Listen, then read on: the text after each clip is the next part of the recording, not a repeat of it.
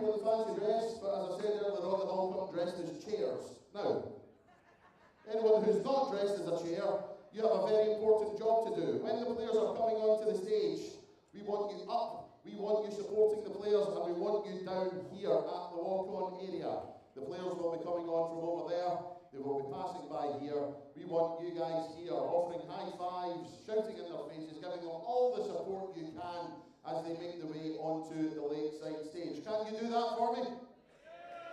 Fantastic. Well, there is a cue. When you see me do this, that means get up, get yourselves down there and give the players all the support you can.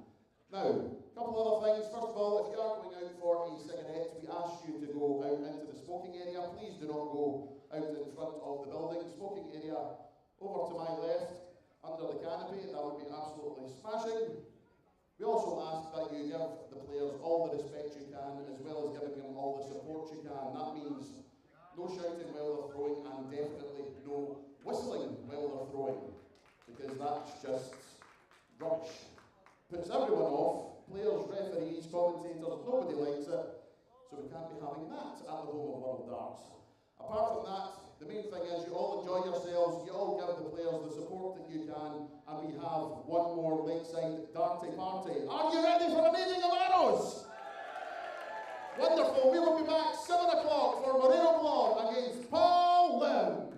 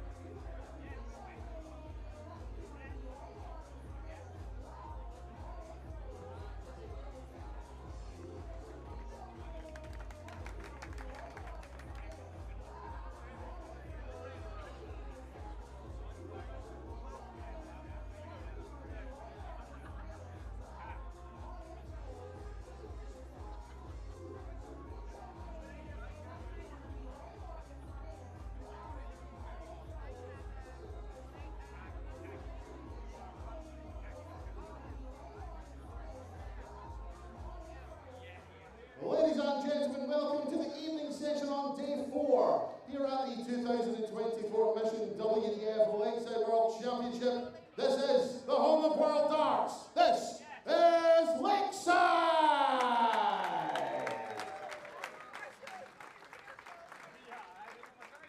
We conclude the men's first round and we welcome to the stage, first of all, a true darting legend, making his return to the Lakeside stage after an absence of 30 years. The only player to hit a 9-dart finish on this Lakeside stage, the reigning and two-time Ulaanbaatar champion, the Singapore slinger, Paul Lim!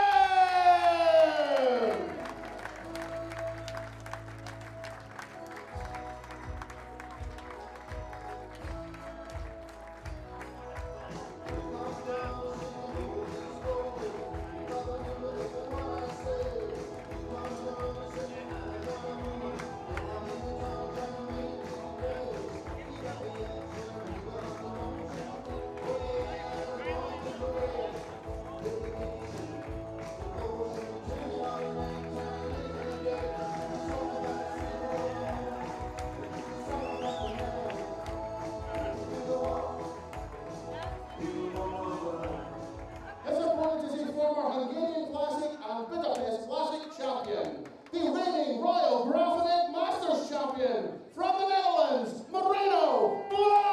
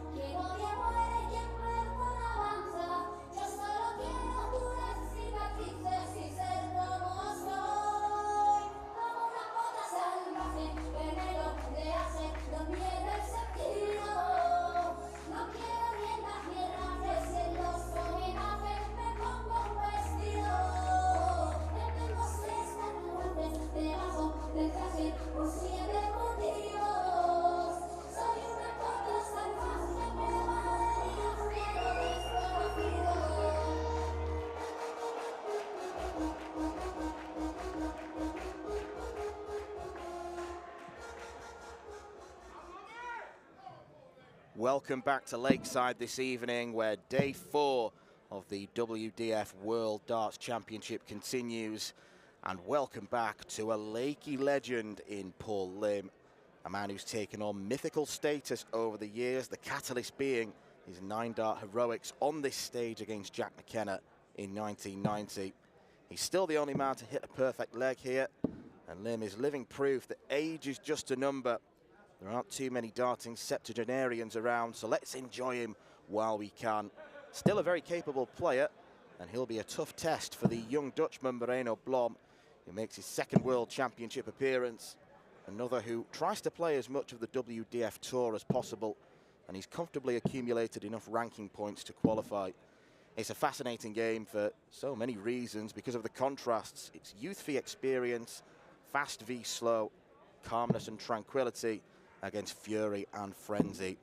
Andrew Sinclair is joining me, Dan McCarthy, in the commentary box for one of the most hotly anticipated games of this World Championship. Absolutely, it's a pleasure to be here for this one, to be able to see the living legend, Paul Lim, on this stage.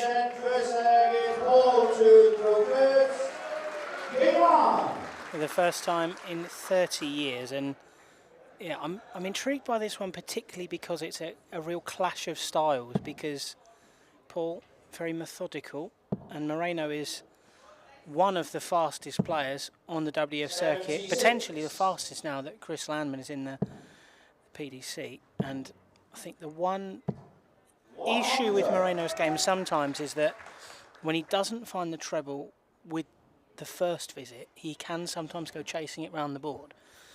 And when you're playing someone who is differently paced to you and has a very different rhythm and cadence to their play, it's going to be harder for him to find that rhythm. But a steady start from Moreno so far, and finding that treble is an encouraging sign. 139. It is an occupational hazard of throwing so quickly. You are going to be erratic. Exactly, and you know, I've watched enough of Moreno's games on the tour to have seen him, you know, one of his WDF title wins over in Hungary, he averaged more than 100 in the final. He then made the final in Hungary the following day, lost to Yellow Class and 6-1 in that final and averaged 67. So the fluctuation in his game is there, but when he puts it all together, you can see the incredible talent he has. He did it on the Euro Tour earlier this year. And in the PDC West Europe qualifier, he lost 6-5 to Stefan Belmont in the first round and averaged 98. So the incredible talent is there. It's just trying to close the gap down between what his A game and his C-B game looks like. He's either got an A game or it's a B game. And if you can find that B game and crucially start getting wins with that B game, that'll stand him in very good stead. It's been a very solid start from Moreno. First to a finish. Paul needs to pile some pressure on.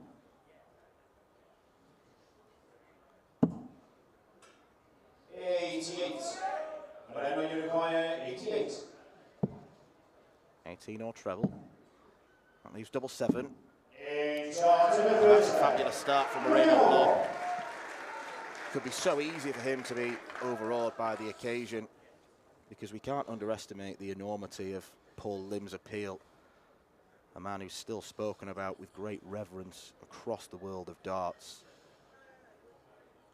Yeah, absolutely. I mean, I spoke with a number of players before the draw was done, and Paul was the game that everybody wanted.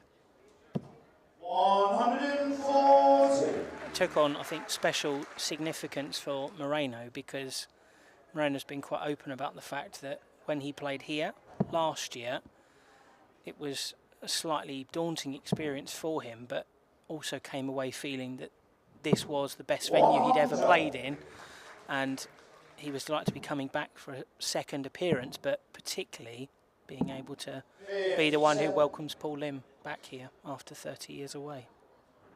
Well, you could see when Moreno Blom walked on, one of the first things he did was point to Paul Lim and look at the crowd and almost try and encourage the crowd to back Paul Lim. More than a dozen players in the men's field who weren't even born the last time Paul Lim was here.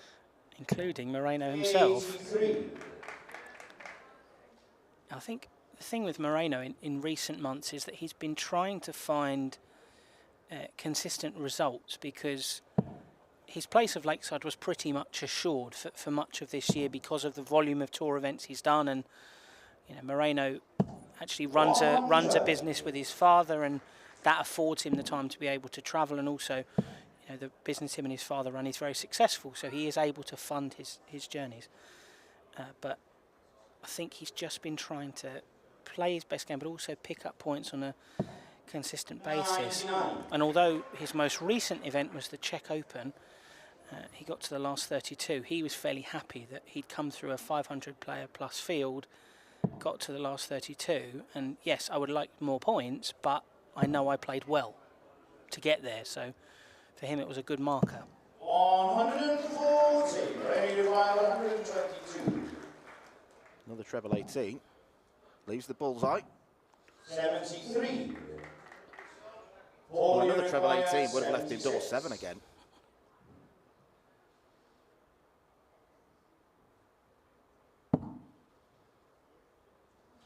Double 14.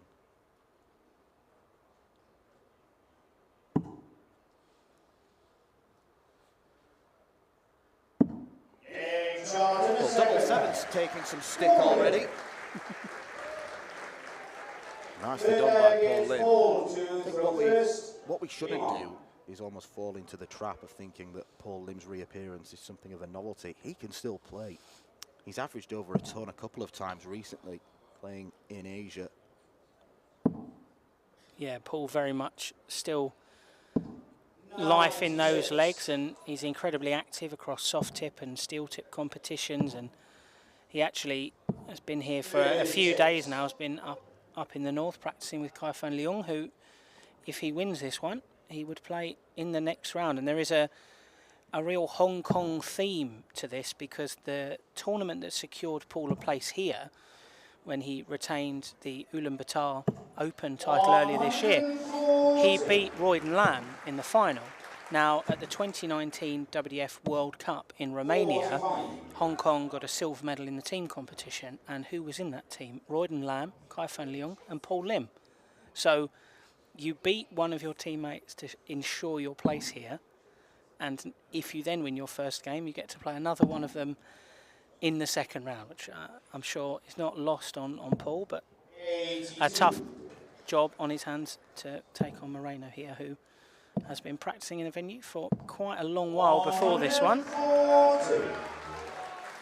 I did meet him very briefly in the practice room, Paul, and it was one of those very surreal handshakes I've had.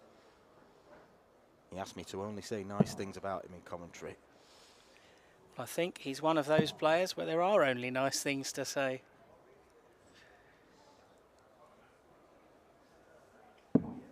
He was, in fact, Paul, very, very close to qualifying for Lakeside last year. Was in one of the reserve places for the tournament through his good form and good results on the Asian event. Was unable to take up that spot because of commitments with his sponsors, but that sort of inspired him to come back here this year.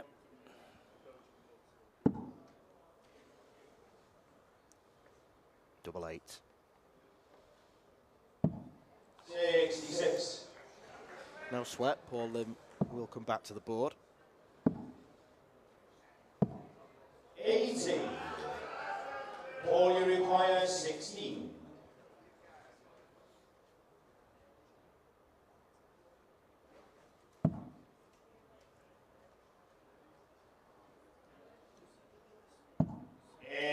Nice opening bed, and Paul Lim used the first start very effectively as a guide. Of course, part of Paul Lim's notoriety on this stage is that marvellous 9 data against Jack McKenna that you referenced, which at the time won him a special prize of £52,000 from the title sponsor's embassy. No such prize on offer this year, as far as I'm aware, although they may surprise us. But the point I was going to make was that Moreno has formed with 9 datas himself. Thrown one on the development tour, and he's also produced one for the Netherlands while playing in the Four Nations a couple of years ago. And it's no real surprise with Moreno with how fast he throws. If a good visit comes and you're playing someone who's at a similar pace to you, you could easily see him being able to repeat the trick and then take out the finish. 134.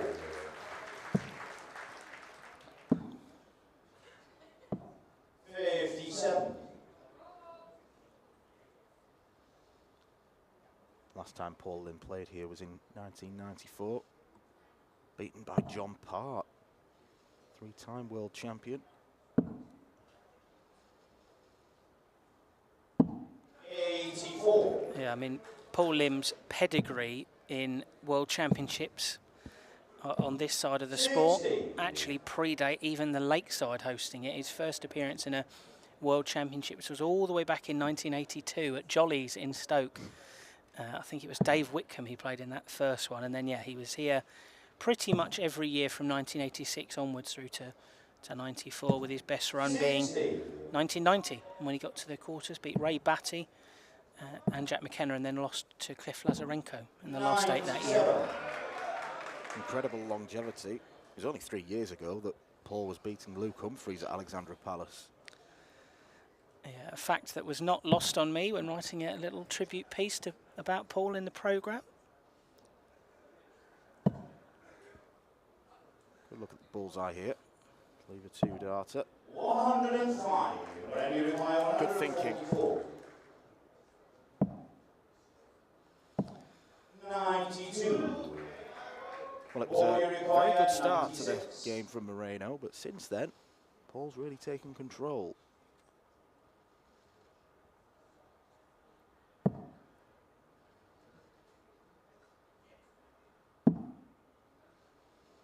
Another double 19. Oh, wrong side of the wire. That would have been some shot to win the opening set. I must admit, I wasn't expecting that. 52. Moreno can afford himself a little smile. 32. Now be a big frown because All you missed a require couple of chances. 24.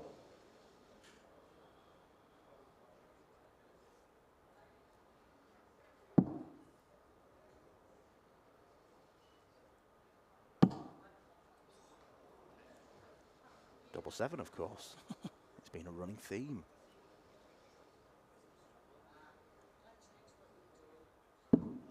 $17.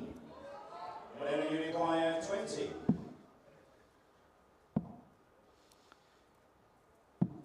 $10. They were wildly All thrown. you require, 7.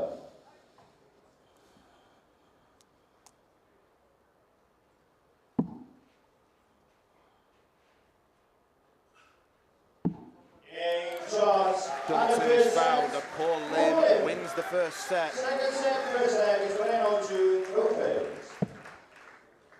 He's going to plan for the Singapore slinger. 100.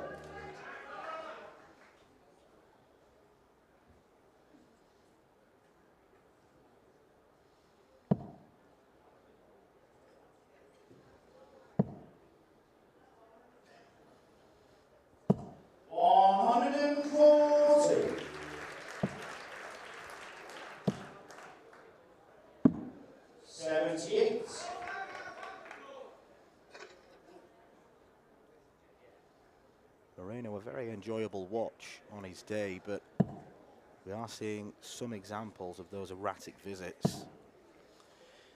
I think there is something, or should I say, 74. when I saw the draw that Moreno had got Paul, the thing that intrigued me was that there was a real similarity to the draw that Moreno got last time, where in the opening round he took on Hungary's Gabor Takac, a very slow and experienced player, and then he won that game. Admittedly, didn't play at his best, Moreno, but won that one fairly handily in the end. But in the second round, he came up against Neil Duff, and Moreno started that one like a train, was finding trebles, looked really sharp, 83. and then Neil slowed the game right down, used his big stage experience, and the change in pace really affected Moreno.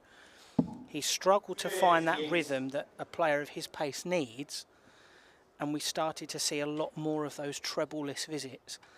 And I think that was what I was intrigued about this time, whether he would have learnt from that experience, how he would adapt at this time. And although he had the brighter start in the opening leg, you have seen more of that erraticness in his play. 100. And that's arguably why, in the end of that first set, when he had chances, he seemed unable to convert them, which is a real shame for Moreno. But Paul doing his job on the stage. 32. And he's always been a man that plays his own game, but Paul very much at the stage of his career now where he has his cadence and his pace, and he's not going to be moved from that.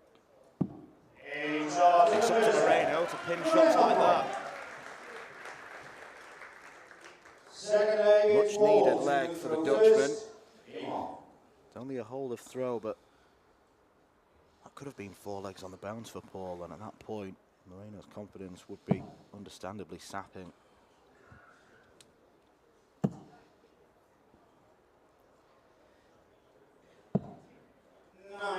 There does feel almost a throwback atmosphere in the air here at the Lakeside. It's been a party atmosphere for much of the opening weekend. And now we've got Paul Lim very much part of the older generation of the game. And you could almost hear a pin drop in here, that the respect that's been afforded to this living legend of the game. 140.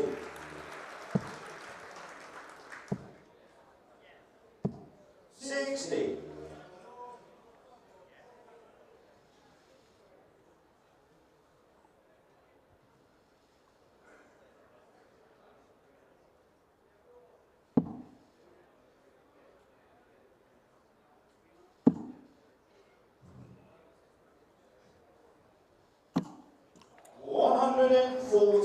It's a very unfortunate bounce out for Paul there. That looked like he was well on course for a wonderful 171.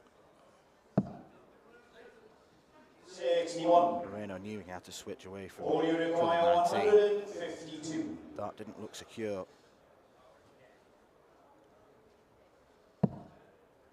Did see Paul Lim land a massive 151 shot in the PDC World Cup for Singapore, playing alongside his namesake Harry Lim.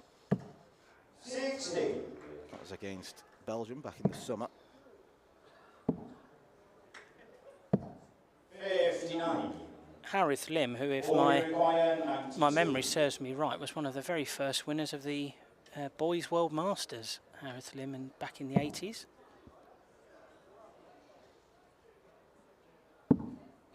Shot in the second bag. A classic pop finish from Paul Lim. Moreno to throw first. Did amuse me when we were piecing together the programme for this year's tournament. 60. We asked players to supply us with various bits of information, the darts they use, their favourite players to have played on this iconic stage, and general information about themselves. On age, Paul just put 70 plus. Which I don't think he quite understood the assignment, but a humorous touch anyway from the man who has been playing darts for 4 decades plus.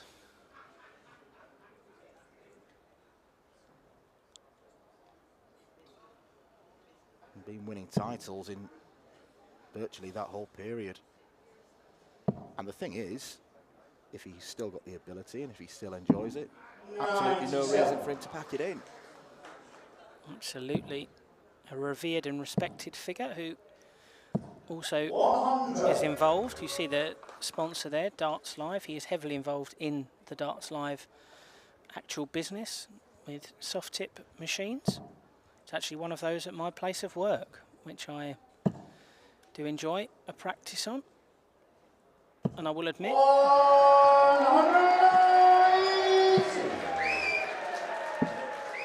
the bigger trebles are a help to a player like me, but for a player like him, you can make the trebles a lot smaller and he'd still find maximums like he did just then. First one of the match, and you get the sense it was a crucial shot. Break here, and then Paul Lim throws for the match. It would be a very quick and very disheartening exit for Moreno. 84. All you require 83. Good thinking there to go for the 15th. Single would have left a big fish.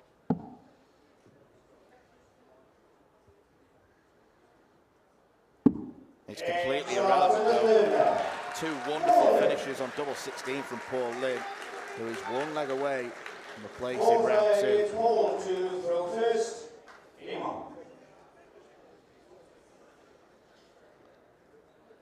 And if, well, whoever is to win this one, he'll be back in action tomorrow night for what looks like an incredibly stacked session here at the Lakeside. Neil Duff, who arrived earlier today, seemed in good spirits. Had a nice chat with him earlier. We'll also see the reigning 2-time Women's World Champion Beau Greaves and the man everyone is tipping for this title, Jimmy Van Schie.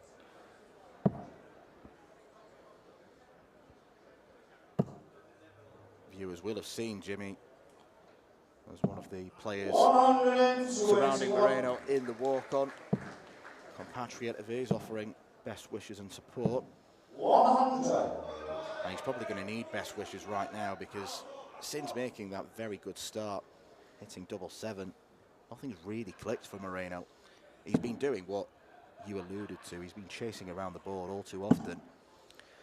Yeah, ultimately, I think it's just he's struggled to adapt his own game to the more measured pace of Paul, and that's meant he's not found a rhythm, and then 41. that tendency to chase, which normally is a good sign of great board management, but in Moreno's case sadly hasn't been tonight, and we're just seeing a very impressive showing from Paul. 24. Usually you've got a very calm demeanour, but you could hear the anguish in Lim's voice then. Poor visit, but it's a poor visit that wasn't punished.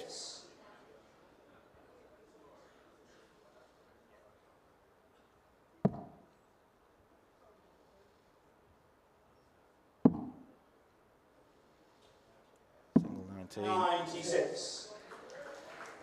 Safely achieved. Wry smile on Moreno's face, again switching when he really needed to stay on the 20s. Chance for Paul Lim to wrap this match up. A magnificent return to the Lakeside stage for 70-year-old Paul Lim. Moreno Blom, all he can do is offer his respect and congratulations to the Singapore slinger, who made it look relatively routine, a 90 average upon returning. Paul Lim may be a contender himself. Moreno looks hugely disappointed, but it's Paul Lim who's victorious. Who's going to be racing the stages of darts for many years to come. Moreno Blom.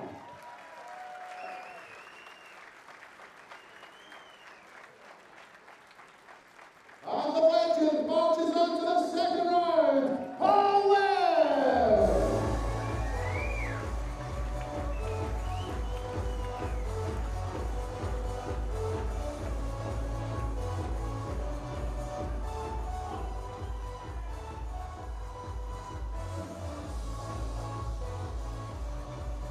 Well, ladies and gentlemen, 15 minutes break, 15 minutes, and we will be back with our next match of the evening. Deta Hedman against Kirsty, Hutchinson.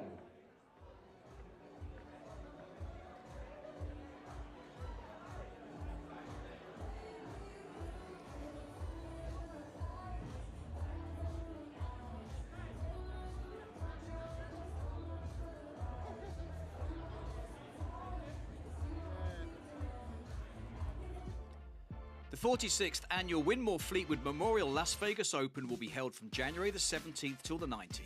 Sin City welcomes you to come and play in the entertainment capital of the world. Men's and women's champions win places at the 2025 World Championships. The Romanian Darts Festival is held from January the 24th till 26th. Join the party in Bucharest, register to play by Wednesday 22nd of January and kickstart the new WDF ranking season in historical Bucharest. The Toto Dutch Open Darts is held from January the 30th till February the 2nd. Registration is open until January the 15th. The Toto Dutch Open Darts is by far the largest darts party in the world that you should not miss. And the men's and women's champions go to Lakeside in December 2025. The Isle of Man International Darts Festival is held from March 6th to 9th. A triple header of darting fun on the Isle of Man with the Silver and Bronze Classic and Masters and the Unranked Open. The Denmark Open and Masters are held from May 2nd to 4th. One of the best run tournaments on the calendar in the beautiful city of Esbjerg, the Golden Denmark Open provides the champions a direct qualification into the 2025 Lakeside World Championships. Along with the Silver Denmark Masters, it's a tournament weekend to look forward to. The Toronto Area Open is held from May 30th till June the 1st. It will be the biggest WDF tournament in Canada in 2025, with the winners of the 501 singles directly qualifying for the Lakeside World Championships. Come join North America's best dart shooters in Toronto. The Swiss Open and Helvetia Open tournaments are held from May 30th till June the 1st. One of the longest running tournaments in Europe invites you to join them in between the most beautiful surroundings. The Swedish Open and Masters takes place from 15th to 17th of August. A popular tournament for many of Europe's best arrowsmiths, the double silver weekend always provides great entertainment. The Latvian Open and Riga Open are held from October 17th to 19th. One of the biggest tournament weekends in the Baltic region is near the end of the 2025 WDF season. An excellent chance to pick up your much-needed points in this silver and bronze weekend. For more information on each of these tournaments, go to the link in the description. A special thanks to our tournament sponsors and partners, Mission, Blaze, Quiff, Great Game, Dart Connect, L-Style and MasterCooler.com.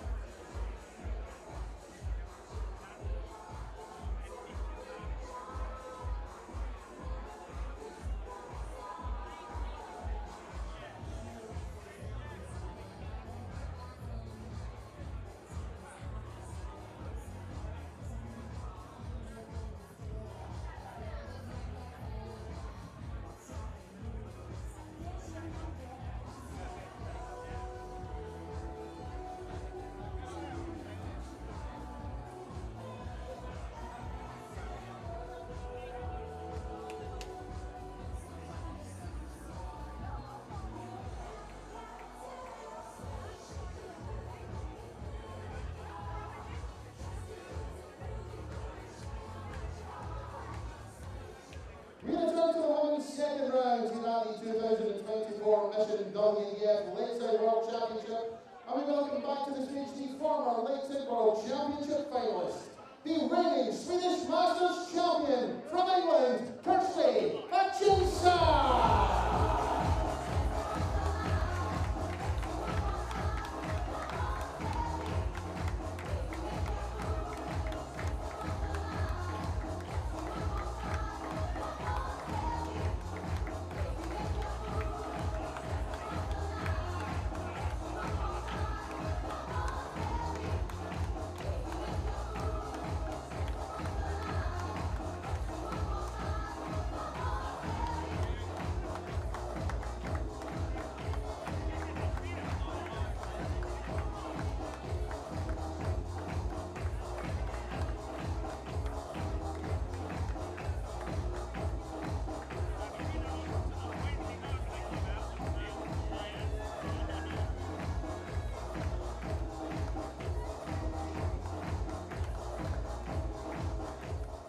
Our opponent is a three-time Lakeside World Championship finalist, the reigning England Classic, Romanian Classic and Romanian Open champion, the Caribbean Queen, Deta, Hedman!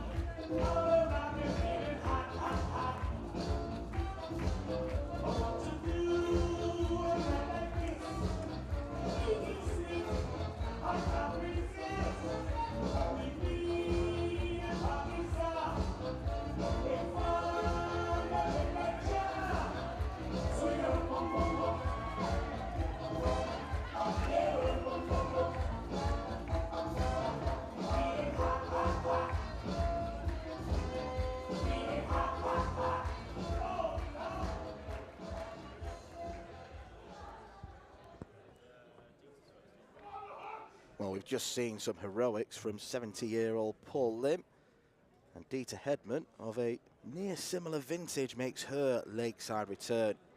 A three-time runner-up in this tournament, losing out to Trina Gulliver, Lisa Ashton and Anastasia Dobromoslova.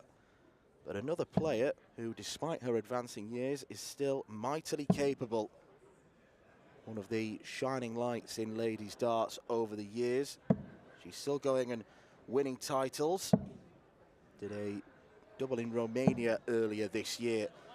And she's taking on Kirsty Hutchinson, who, despite beating Veronica Ehash in her first round match, left feeling quite deflated because doing the numbers, counting the tally marks in my notepad, she missed 50 darts at a double, winning 8 legs along the way. Now, it doesn't take a darts genius to work out she needs to do better than that against Deta Hedman, but the important thing is she got the win. A former finalist on this stage, losing out to Beau Greaves a couple of years ago. A very capable scorer, and if the doubling tidies up, she will give Deta a game. Lal Moss from the Weekly Dartscast is alongside me. Is this going to be another case of experience triumphing over youth after we saw Paul Lim dispatch Moreno Blom?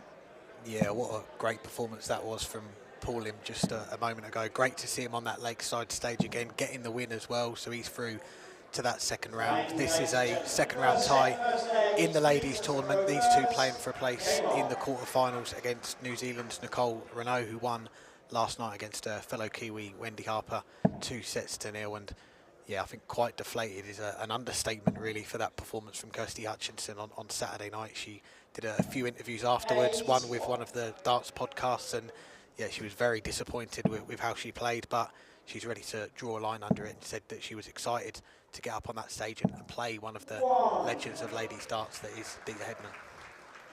Yeah, her very words to me, seeing her in the hotel after, were, mate, That's an hour of your life you're never getting back. And your response? No, it was only 52 minutes. And it could have been half that time, because Kirsty was in such a great position in that game. 1-0 up in sets, 2-0 up in legs, and started to miss the match darts. And as we saw, the game ended up going all the way to a last leg decider in that final set. So she spent a lot of time already up on that stage. I think it's fair to say that the higher calibre of player that Deta is will help Kirsty. Veronica played really poorly for her standards, and that kind of dragged Kirsty down.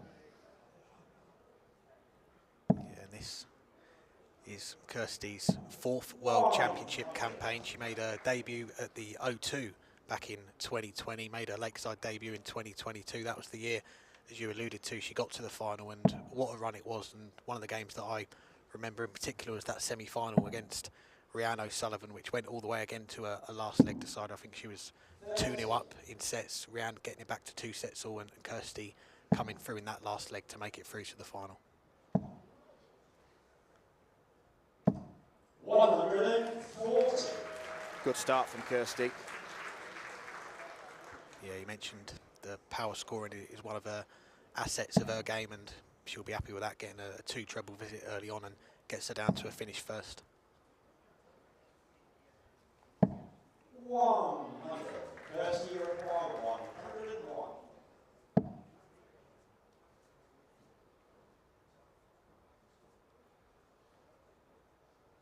Steadying herself.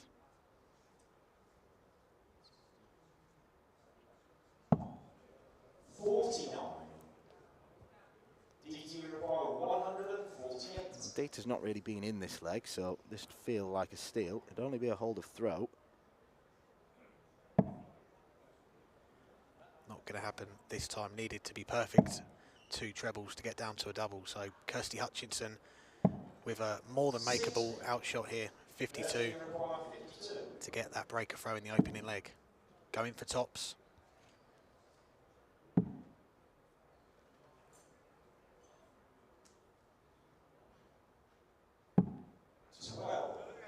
Much closer with that second dart, but not quite there. So Hedman to keep hold of her throw here. Gonna have to come downstairs now. It'll be treble 17. And that's not found the target. 36. So it is 3 more darts here at tops for Hutchinson for the earliest of breaks. Double 10. Already chasing the doubles. Finally nails it. 5th time of asking, but Kirsty Hutchinson draws first blood, break of throw as well. Very encouraging signs in terms of the scoring, but you'd expect Deta's to get better, and she's not going to be afforded too many more opportunities like that, where she gets 5 goes at a double. No, absolutely not. So it's imperative now that Hutchinson can keep that scoring going, keep them big treble visits coming, but also clean up the doubles much more quickly than that, because, as you say, 5 darts at a double, you're not going to be afforded that by a player like Deta Hedman very often. 60.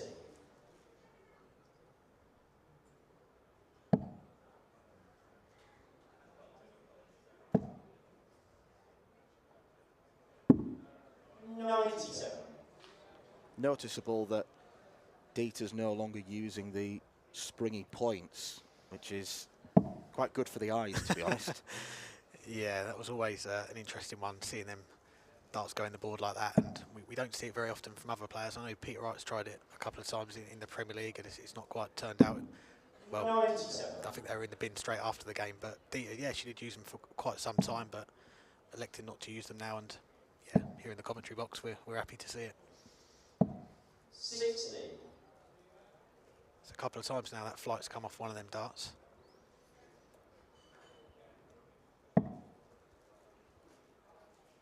That happened quite a lot in her game against Veronica. I don't know if it's a loose stem.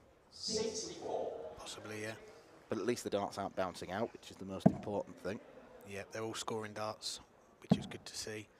These not very high scoring darts here from Hutchinson, which gives Hedman here an opportunity to put a big score on the board and break straight back.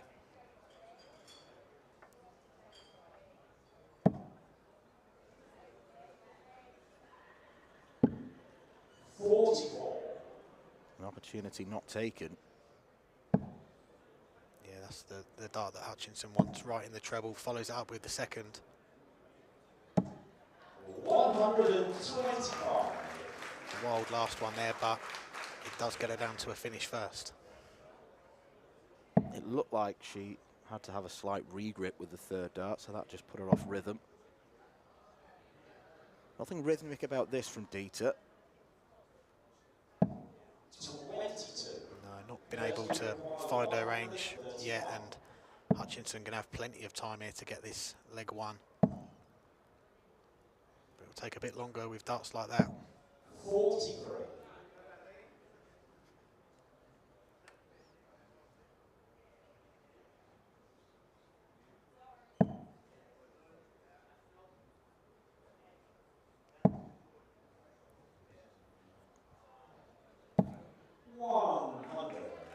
Straight ton gets her down to a finish.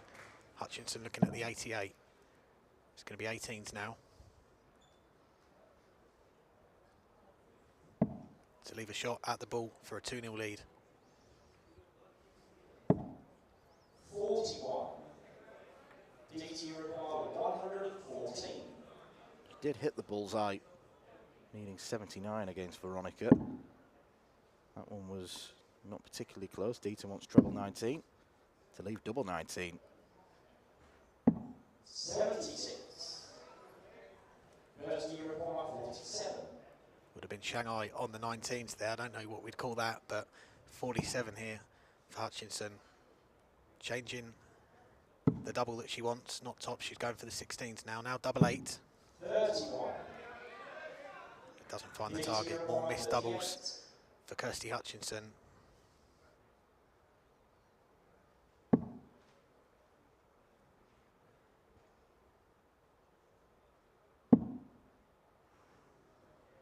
How does she get this through? No score. Well, you can't get much closer than that, can Kirsty you? required 16.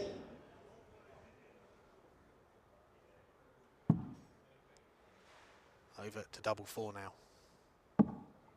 Gets it with the second dart, and that's more doubles that Hutchinson's had an attempt at, and she's been given enough of them, and by the time she's hit it, she's got over the line. 2-0 now to Hutchinson in this opening set. And going back to that first round game on Saturday, I know Kirsty won't want to talk about it too much, but yes, there were some very long, grueling legs in that one, but there was some quality in there as well. You mentioned that shot on the ball. Also had a 15 darter in there as well. Veronica also had one as well. So when she can put it all together, there is some real quality there. But some of the legs that she had in that game against Veronica Ehash, going close to 40 darts in some of them, it's not going to cut it tonight.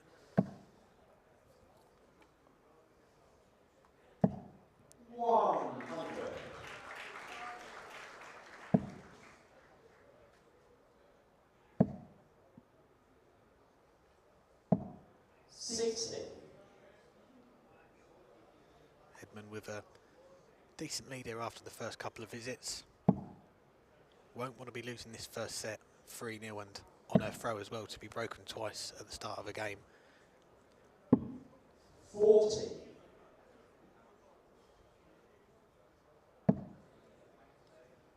Hutchinson back in the treble. Finds 2 of them. Let's get herself right back into the leg. Nudging in front after 9 darts apiece.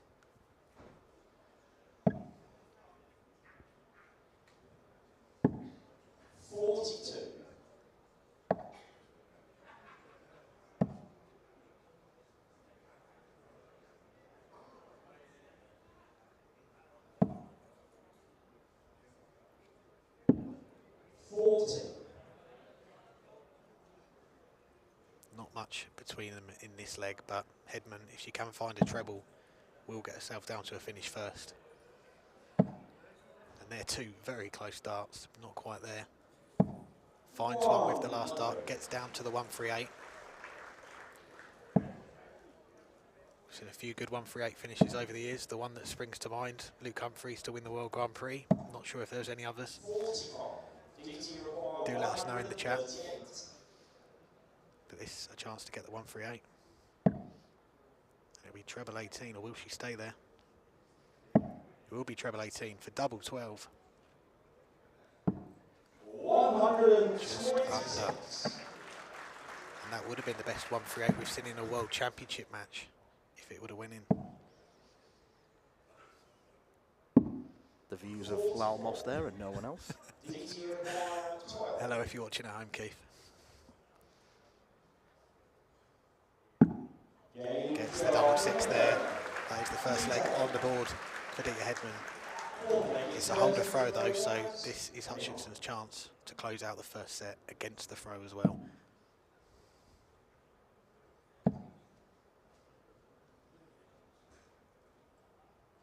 Kirsty's lost her range in the last few minutes. Yeah, some signs of frustration there as well. Still in a good position in this set, but that opening visit of 24, an immediate chance for Hedman to really make some ground in this leg, and she is going to need to break if she's going to win this set. 60. Can't find a treble, so not too much damage done there. That's much better. 140. It's another 140 for Hutchinson.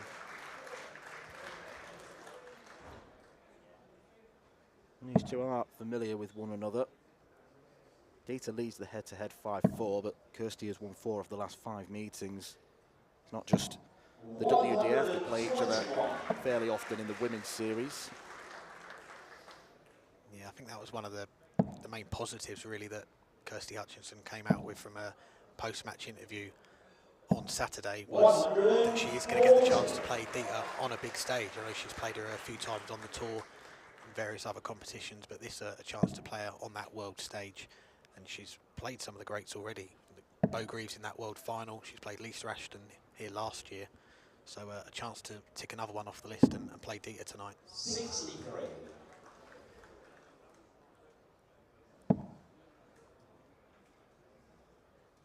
It was a mad leg that saw Lisa Ashton win that clash last year. 97. Another one that was a missed dart at double-a-thon.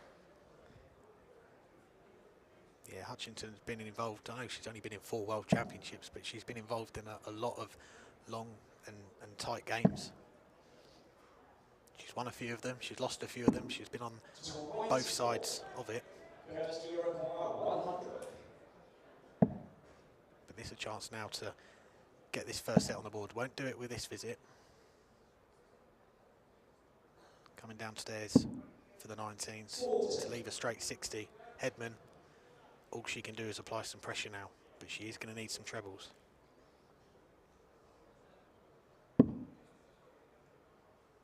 Seven 19s leaves a ton.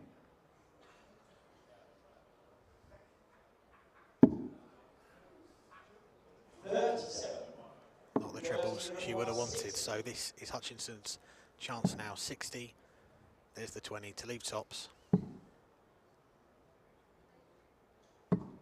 20. And doesn't find the target. Not been able to get anything really going on the double. She left tops in the first leg. She changed her MO to 16s in that second leg that she won. Back to tops here. Not much she could have done leaving 60 there, but she'll come back to the board with 3 more darts at it. Well, this leg has kind of typified her performance throughout the championship. Very good scoring, but nothing really on the doubling. But double 10s there. And she wins the first set against the darts. Second set, first leg, it's Kirsty to throw first. Game on. Yep, that is the first set on the board against the darts. So Hutchinson now, easy to say, but 3 holds a throw, and she will be through to that quarter-final against Nicole Renaud. And I'm sure Deta Hedman, all the years of experience that she's had on that stage and many stages over the years, she'll know this game is far from done.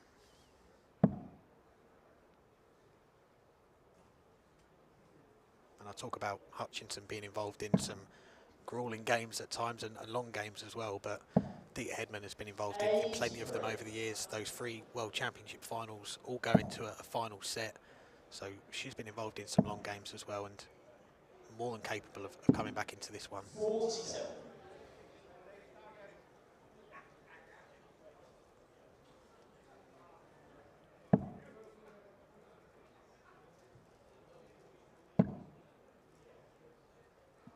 Deta, who's won dozens and dozens and dozens of titles over the years. Keep going. Like a yellow Paige's worth. Yeah, I think it's something like 240 plus over all the different codes, which is remarkable, isn't it? The one that she wants, though, is the one that she's playing in right now, and that is the World Championship. And you might say the World Masters that she won in 1994, not a World Championship, but back then there wasn't a World Championship for the ladies, so the World Masters was the premier event in darts, so an unofficial World Championship, you can say. She's won that a couple of times, won it again in 2013, but yeah, I'm sure she'd trade one of them to win one of these at the Lakeside. 3-time winner of the Dutch Open too, so coming through a field there with the hundreds of entrants, no mean feat. Yeah, that's the biggest open in world darts, the Dutch Open. 123. There's going to be some big names making their debut in that event in 2025, Alex Moss being one of them. 100. I'm also looking for a pairs partner, so anyone listening that wants to play, do get in touch. We'll have a word after the game.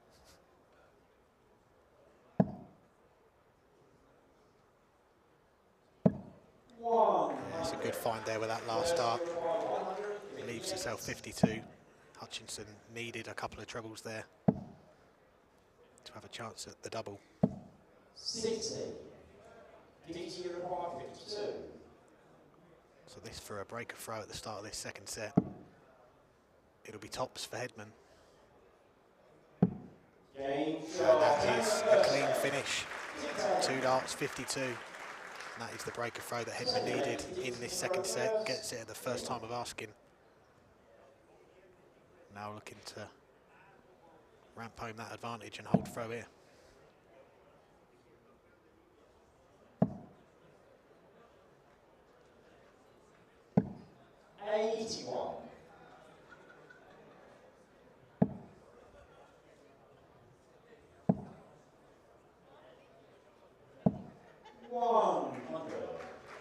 So good reply there from Hutchinson, straight visit of a ton.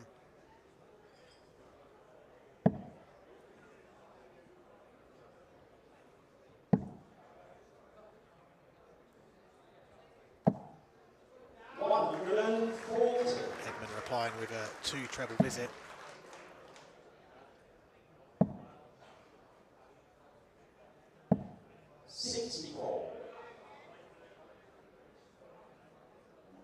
Reminder that coming up after this, we've got a couple of matches from round 2 of the men's tournament. So best of 5 sets rather than best of 3. A couple of Aussies in action. Brandon Weening will take on Jun Matsuda of Japan. And Peter Machin, the number 5 seed, takes on Mike Gillet, who was very impressive last night in his win over Kai Smith. Yeah, that was a very quick game, very impressive performance from Mike Gillet. Brandon Weening, someone I've had the pleasure of chatting to recently. His nickname is the Python. He really loves snakes. That was the reason he gave me. And yeah, he's making his debut as one of the top seeds in the men's tournament. 60. That straight 60 gets Hedman down to a finish first after 12 darts.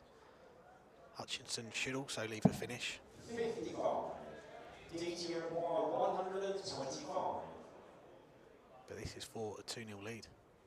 It'll be treble 20 for tops. Can't find it.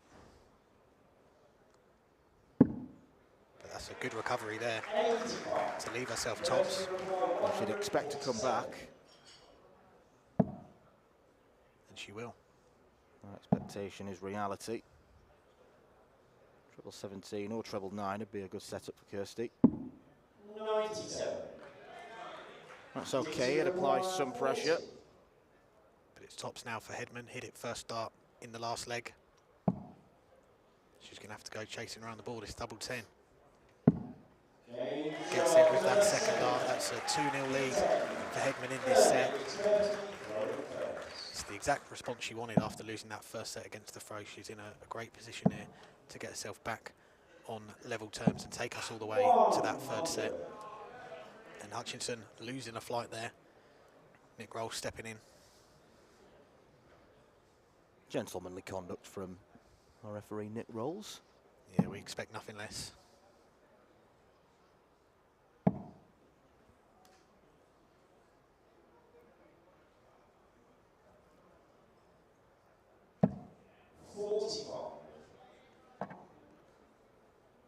Deta dropping that dart, just put her off her rhythm there.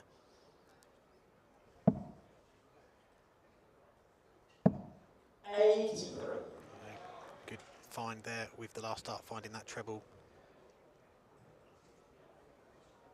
Hutchinson not completely out of this set because 2 of the 3 legs will be her throwing first, but needs to get this first one out the way and then put some pressure on Hedman in that 4th leg if we do go that far.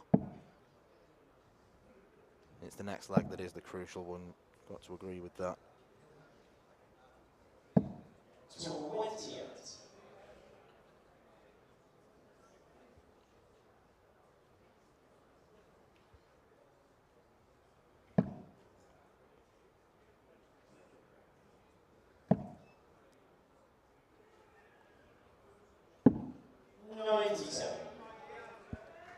Finds the treble with that last dart.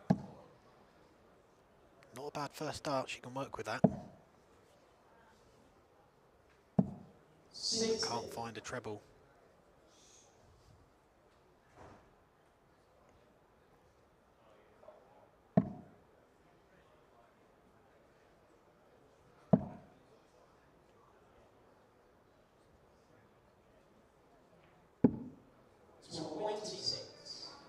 Been a shocker from Deta in this leg, but at least it is against the throat. Yeah, I think all the focus is going to be now on that next leg where she will have the throw. Not going to give up on this one though. Score of 43 there from Hutchinson. Doesn't get her down to a finish. A couple of trebles here for Hedman. Would get her down to the 150. Just above the wire. Almost right on cue. I'll try my best. I'll get them right every now and then. The trebleless visit there again for Hutchinson. And Hedman right back in the treble. Should look at the bullseye. Because 25 would have left her a straight ton. 128 for Kirsty Hutchinson. Treble 20 would leave the ball. May look at the ball, may try and get a treble 18. Yeah, that dart, the first dart, did look like it was blocking the treble there. I might have looked at the bullseye there. But this is a 105 that would win the set. Needed a treble 15 there to give herself a chance at tops. 89. Leaves it very well placed though. If she does get the chance, this 78, you feel it's probably got to go.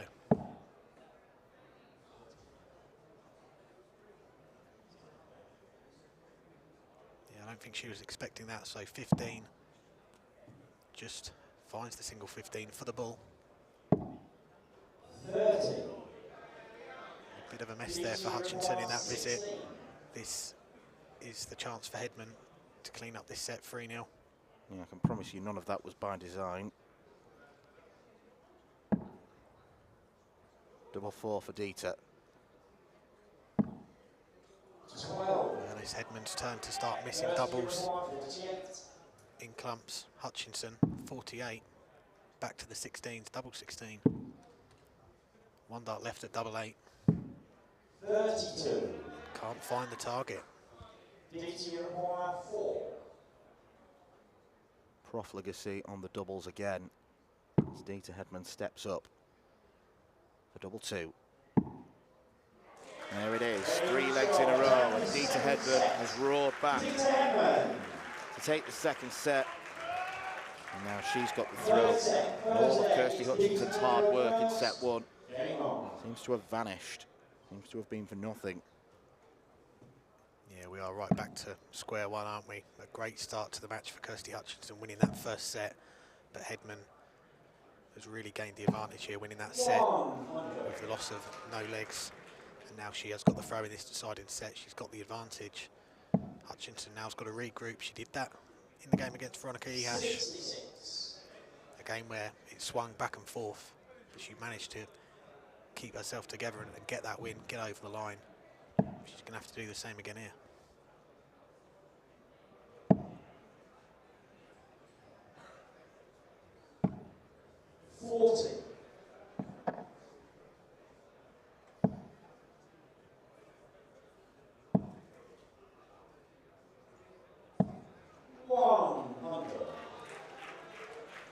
There goes the flight again.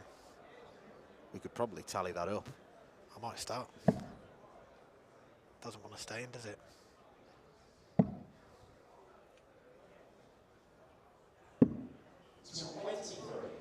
Well, a slack visit there from Hedman.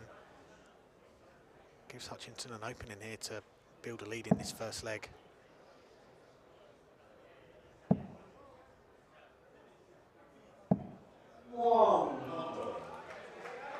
Yeah, steady stuff.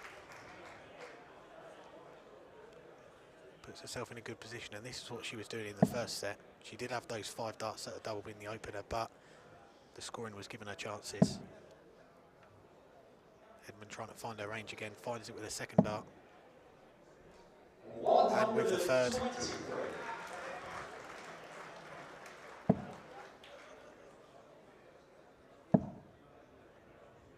Got to go for the ball here. 55. Would have left the 170, a single 25. Leaves the 180. If she's going to miss, single 15, not the worst in the world. It means she can try and stay straight. However, Deta Hedman, what a time that is to get a 2 treble visit. Yeah, perfect timing for Hedman. Needs that 140 though to apply a lot of pressure. A ton would be all right. 100. 76. Keeps herself in contention. Solid leg from both players. Deta stays up top for double 18. And she finds herself in front for the first time in this game. 2 cracking 2 treble visits on the bounce really aided her cause. Yeah, we talk a lot about timing in the game, the right shots at the right moments. I know a famous dart player said that many times before, and that was a perfect example of it there, wasn't it? Those 2 treble visits and cleaning up the 76 in that one visit as well. Gives herself the lead, and she's piling on the pressure now. 140. With another 2 treble visit, punishing that opening score of 41 from Hutchinson.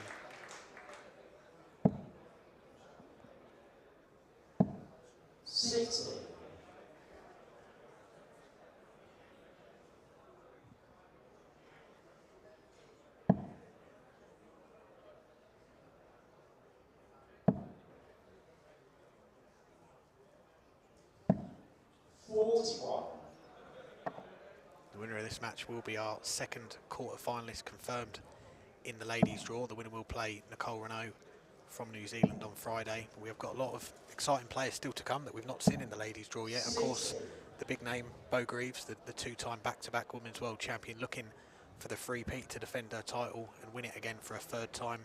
Rhiannon O'Sullivan, a player that's got to the final here twice at the Lakeside.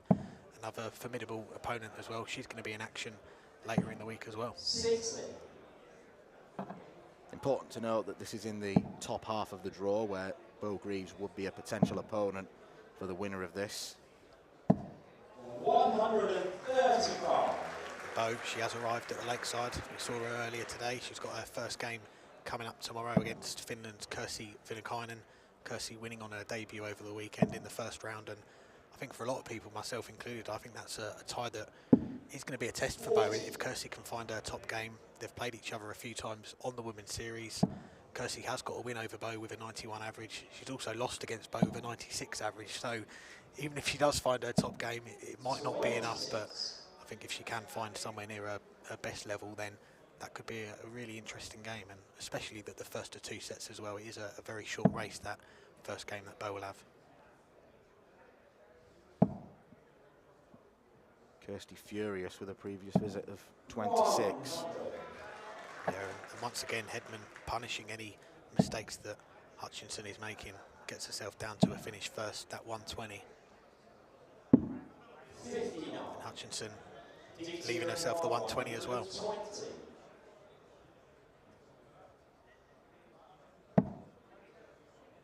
Finds the treble, single to double. Tops for a 2-0 lead. It looks inviting given how flat Deta's darts lie. Can Hutchinson pull it off? No. Needed to stay in the 20s.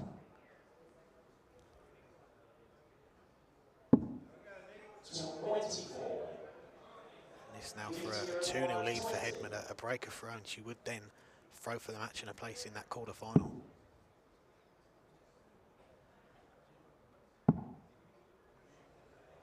Double 5. 15. An olive branch is offered to Kirsty, but she should have been on something much simpler than 96. Will she get a dart? The answer's no. Yeah, that's got to be frustrating. 96, more than capable of taking that out, but the darts that went astray in the previous visit made the shot a lot harder than it should have been. Double 2 then for Hedman. Upstairs to double 1. And gets the double 1, and it is a 2-0 lead for Deta Hedman, now throwing for the match and a place in the quarterfinals. Nerves of steel from one of the most experienced campaigners in the women's field. Hutchinson just looking over to her supporters in the crowd. She's going to need to win the next 3 legs and break the Hedman throw twice if she is going to win this match. It's a tough task. 60. Because all the signs point towards Deta Hedman now coming back from a set down, winning that second set against the throw, and 2-0 up here in this deciding set. 100.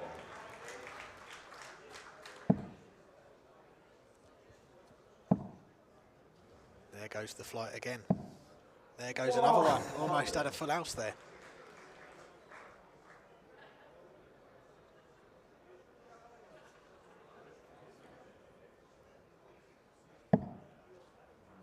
Well, when the flights come off, it tends to be during visits where the darts are grouped really well, so could be a positive omen. Yeah. 60. I don't think a flight has ever come off any of my darts, that's for sure.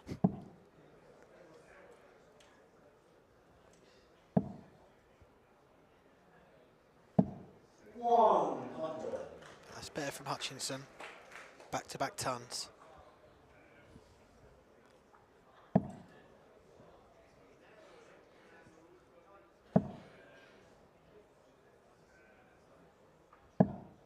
A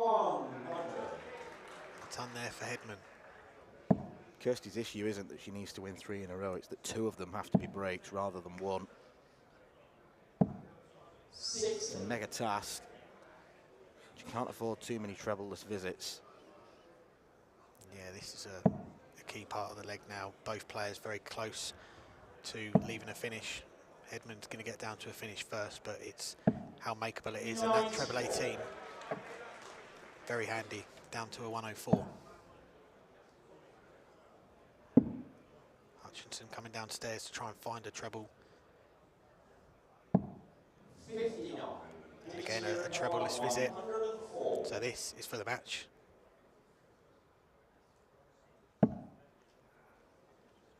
Single 18 for double 16. For a place in the quarterfinals. 88. Comes comes inside on the 16s. So Hutchinson needs a bit of magic here on the 18s, needs the treble to leave the ball. Can't find it. So Hedman now will return with 3 darts in hand to book a spot in the quarterfinals on Friday. Deta requires 16. Well, Kirsty's been out of this game for the past 2 sets. She's not had many chances at the double.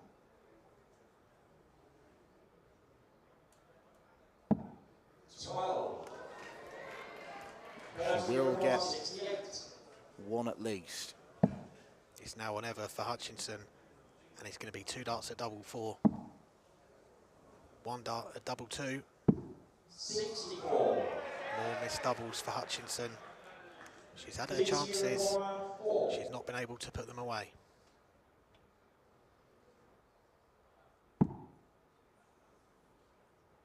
Can she set that on top?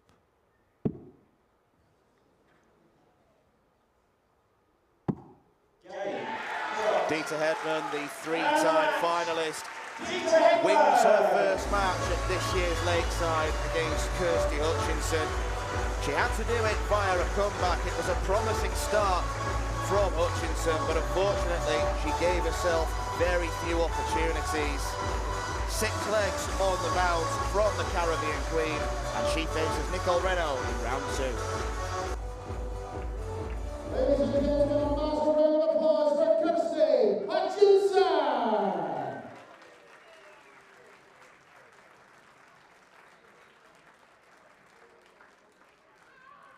And into the quarterfinals, Deta Hedman!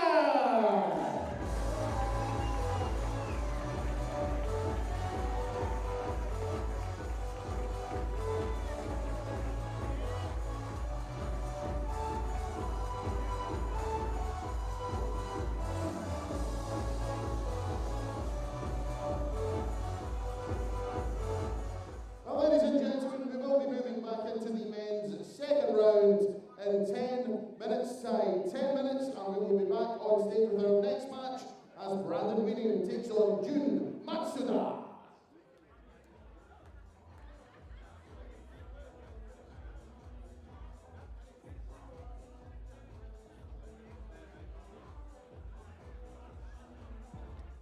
The 46th annual Winmore Fleetwood Memorial Las Vegas Open will be held from January the 17th till the 19th. Sin City welcomes you to come and play in the entertainment capital of the world. Men's and women's champions win places at the 2025 World Championships.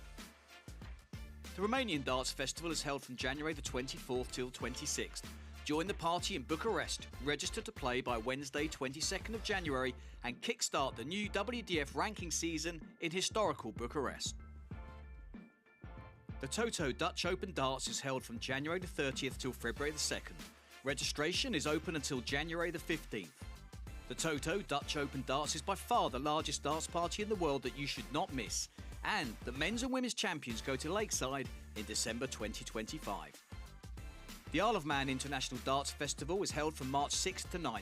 A triple header of darting fun on the Isle of Man with the Silver and Bronze Classic and Masters and the Unranked Open. The Denmark Open and Masters are held from May 2nd to 4th. One of the best run tournaments on the calendar in the beautiful city of Esbjerg, the Golden Denmark Open provides the champions a direct qualification into the 2025 Lakeside World Championships. Along with the Silver Denmark Masters, it's a tournament weekend to look forward to. The Toronto Area Open is held from May 30th till June the 1st.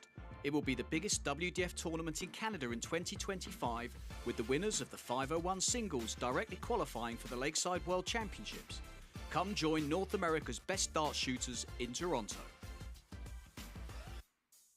The Swiss Open and Helvetia Open tournaments are held from May 30th till June the 1st. One of the longest running tournaments in Europe invites you to join them in between the most beautiful surroundings. The Swedish Open and Masters takes place from 15th to 17th of August. A popular tournament for many of Europe's best arrowsmiths, the double silver weekend always provides great entertainment. The Latvian Open and Riga Open are held from October 17th to 19th. One of the biggest tournament weekends in the Baltic region is near the end of the 2025 WDF season. An excellent chance to pick up your much-needed points in this silver and bronze weekend. For more information on each of these tournaments, go to the link in the description. A special thanks to our tournament sponsors and partners, Mission, Blaze, Quiff, Great Game, Dart Connect, L-Style and MasterCooler.com.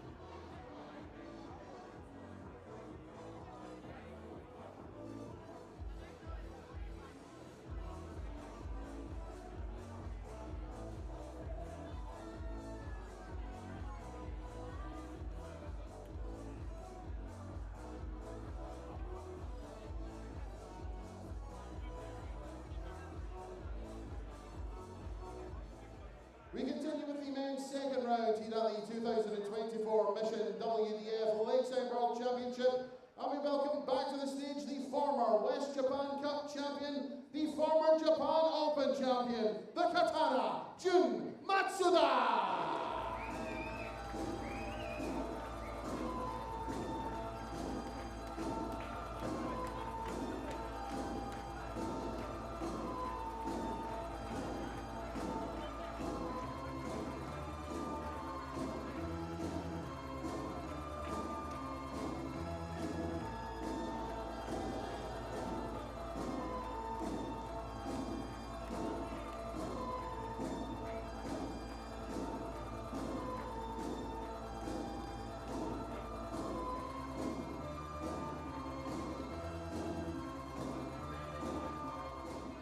His opponent is the former Murraybridge Classic and Murraybridge Grand Prix champion, the reigning Pacific Masters champion, the number 4 seed from Australia, Brandon Weening!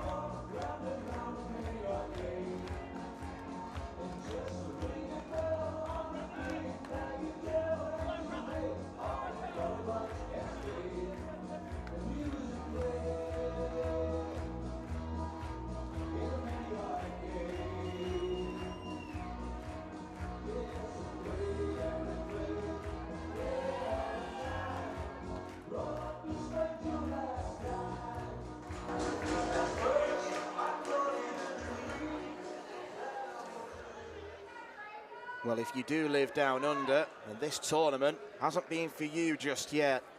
5 Aussies have tried, but failed at the first hurdle. Brandon Weening, the number 4 seed, is looking to try and make it 6th time lucky. A 3-time tournament winner this year. The Ivy Hampton Memorial, Billy Hill Memorial, and Pacific Masters. He's looking to follow in the footsteps of his dad, Wayne, who made many appearances here in years gone by.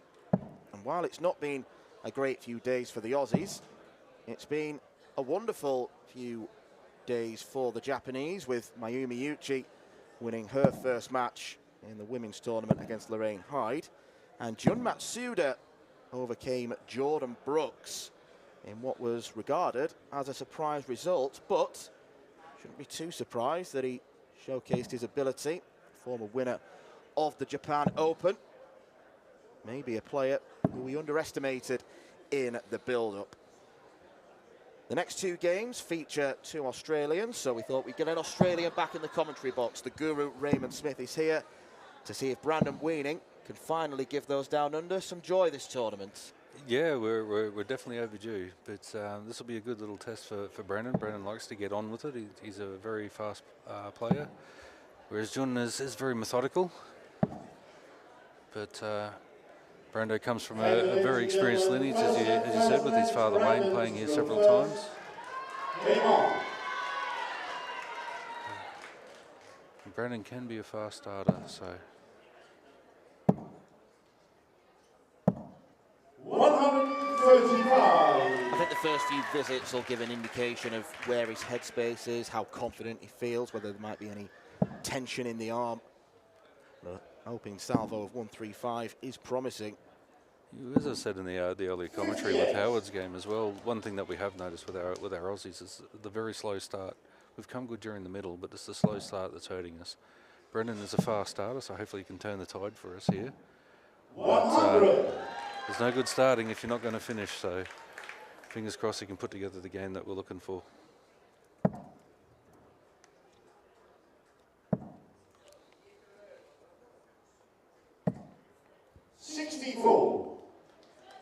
Matsuda's all over it at the moment, just not straight.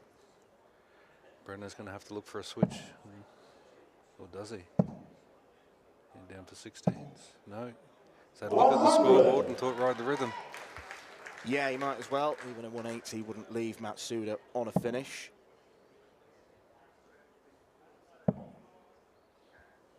Fairly slow start for the 53-year-old. It was a fairly slow start in his first one as well, so he probably just waiting to find his gauge. 32. First blip for Brando. Brando coming from the Geelong Darts Club down there in Australia, so you would have heard of players. Harley Kemp's played here. Tick Bridge, who was 100. known as the Barney Slayer. Reese Mathewson. Many a great player coming from the Geelong Dart Club.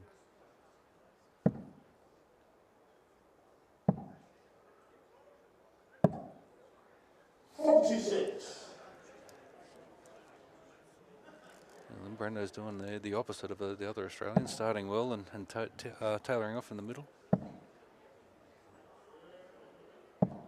Matsuda, it's a lovely set. Put the pressure on the 88. Might only get one dart at the bull. No, it'll be two at double 14. That's a confident start for Brandon Weening. It's the monkey off his back. He's got his first leg at the first attempt. 17 darter, he can be really pleased with that. He played the stage finals on the finals day of the World Cup last year. And he come off the stage and thought, well, I got a little bit nervous there, but he took a lot of experience, and I think it showed in that one there. He played a smart game there. He didn't try to muck around with the 266. He was clinical on his doubles. 140. Another fast start. What he doesn't want to do is allow Jun many darts at the outer ring, because that was the most impressive part of his display against Jordan Brooks. Hitting nearly 50% of his doubles. Yeah, absolutely. You saw in that first leg, you know, we blinked and looking at Brando coming down to take the double, but you know, and all of a sudden there's pressure on that 88. So we're not staying focused here. John can sneak up on you. And then the second set of the other day, John played fantastic. 140.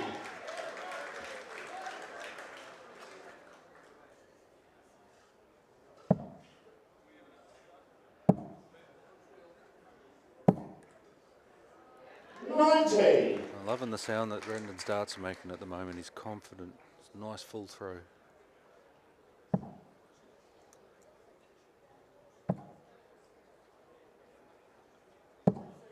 John, 100. John is playing solid on his own walk. It's always a good sign when the darts hit the board with a real thud. Shows that they're going in with authority, with purpose. It also shows you're relaxed and you've got a rhythm, because if you get that little bit of tension in your hands, you don't get the flow through and the release. And when you don't get that flow through and the release, that's when it gives it a light sound and you're more prone to deflections and bounce outs. Tops on for Jun. 100. Brando on the 170. We've seen a few players threaten this week. 164, the biggest checkout we've seen. That was from Laszlo Kadar against Hannah Schneer this afternoon. 122. There's two big trebles, so puts pressure on double 10.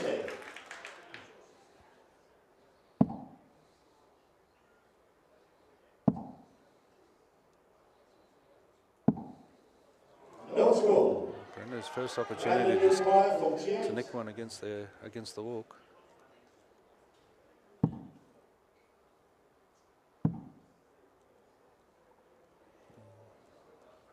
Bit of a rush. 36. Unsuccessful readjustment.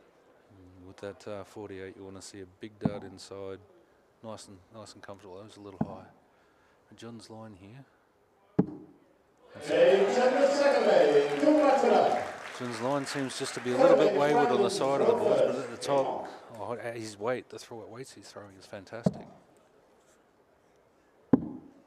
Uncharacteristic, given how how well he played on the doubles against Jordan Brooks.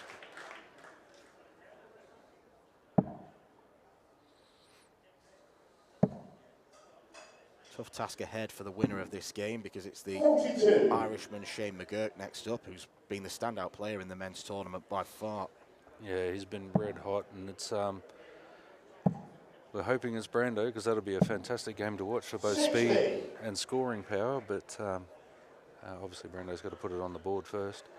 But I think John's got a fair bit to say about that at the moment. 41.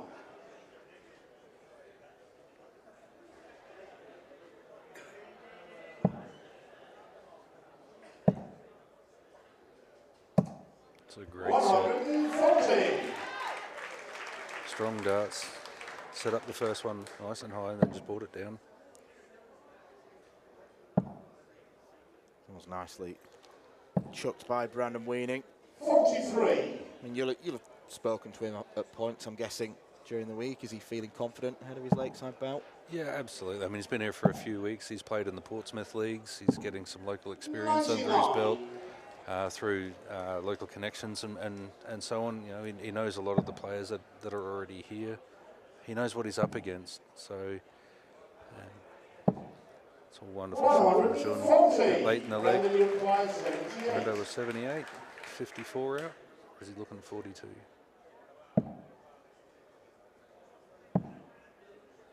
It's the more conventional way. 38.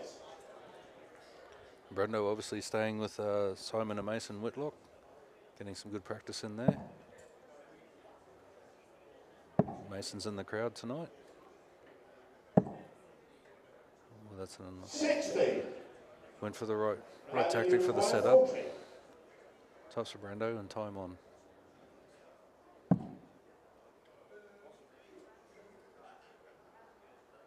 Double 10. Back in front.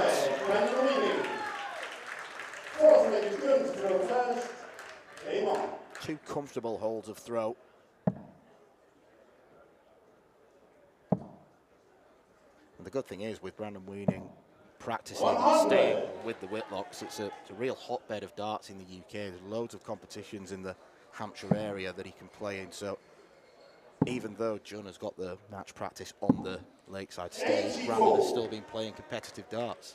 Yeah, and that's one of the things that when we're talking about Danny, about the preparation, you know, how to prepare. Brendan's got that because you're preparing with Simon, who's got all the secrets. He's got the little book of tricks and how, you know, different practice routines, different times, different sleeping patterns, and so on, especially for the late sessions.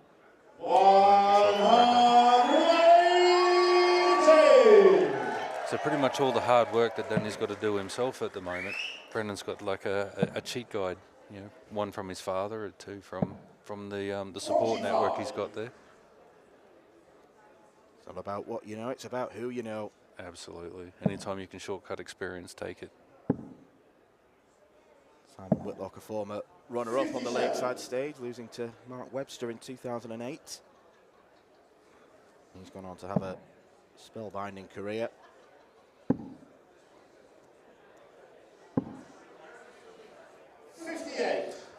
Brenda's got a real opportunity here. Just keep these ones straight. Try and pull a triple if we can. 140 would be lovely. 44. That gives Jin the impetus here. He can come back with a 140 and be the front runner for this leg.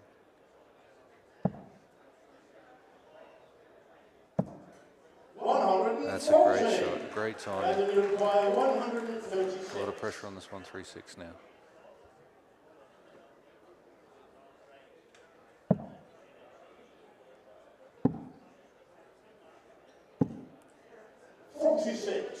Leaves the awkward one. 103. Leaves a shot that might have to be taken on the bullseye. If he gets a shot. This is a 90 that has to go. This may be our first set win. Fingers crossed.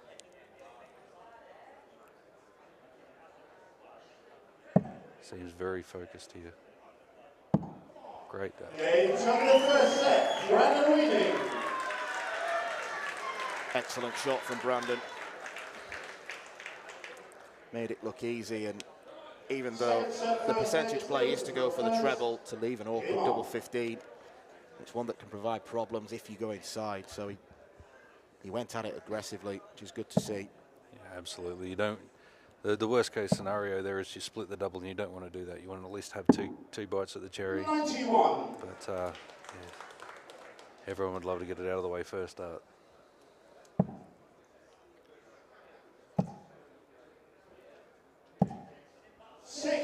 But it's not the job's not over yet. His scoring power that's put him into some good positions has to be maintained, because Jun, as I said, has been keeping pace. He hasn't been too far behind in these legs, especially when Brandon's playing well. Brandon with 2 Australian caps to his name. He's played in the World Cup. He would have played in these environments. He's played on stage in the World Cup. So he can win games. He can win games on the international scene. He can win big games as well.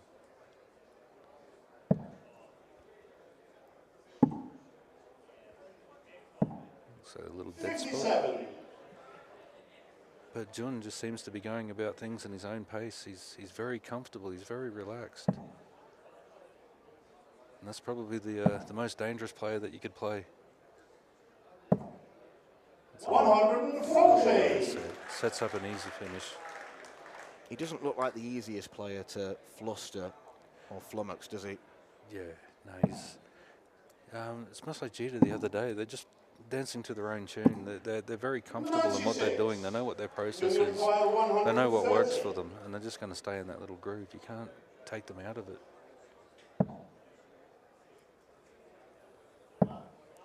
Will he go for the bull? Well, he did. 105. Wasn't necessary, but he was confident enough. Good man after my own heart. But again, it comes down to what are you comfortable? You know, how have you been trained? Have you been taught? If aggression is in your nature, then that's what you have to do. 135.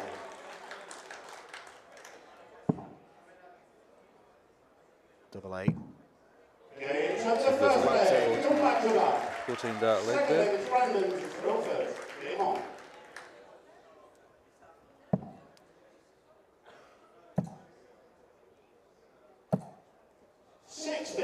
Brando's fast starting is sort of gone a bit quiet at the moment. Jun's picking up the pace for him. 100. Brandon was comfortable in the first set, but the average is beginning to close up a bit. Brandon around 86. Jun 5 points behind on 81. And this is the, I suppose, the disadvantage for Australia is because we don't play any set play at home.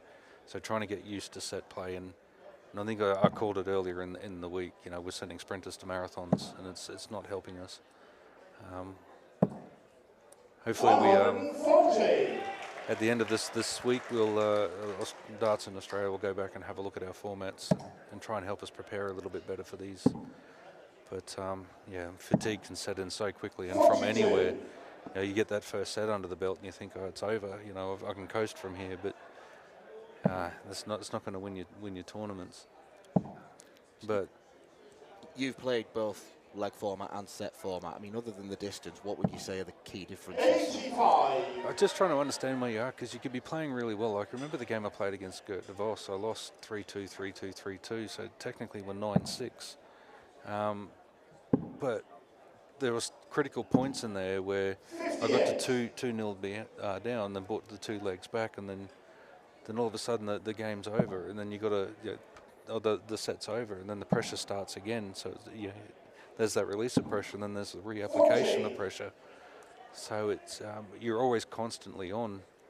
Whereas now in later years, I've learned that there's got to be periods within the game that you need to rest.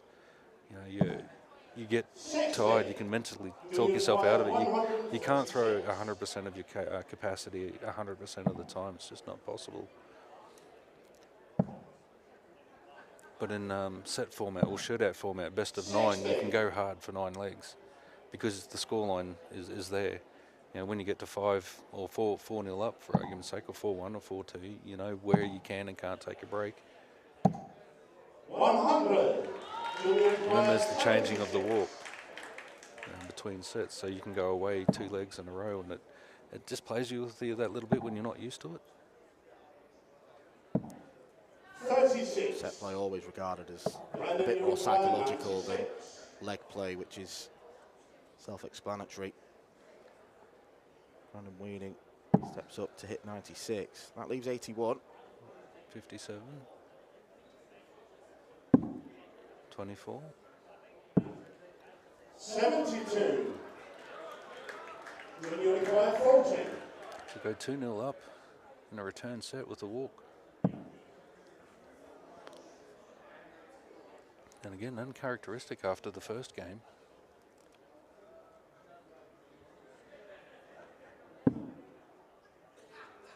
Leaves double 16. 24.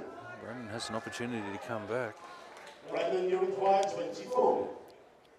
Only going to be a hold of throw, but it would feel like a break because Jun was in charge of this leg.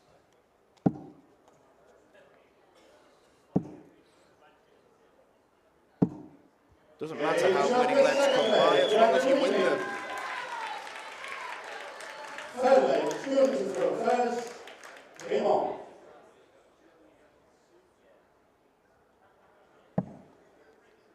And a message from a former Lakeside player, Tori Kiwis. Hope you're doing well. 60. Former, I think she was a doubles partner with Brendan. Definitely teammates. Very fine player in her own right. It's a great shot from Brendan. 140.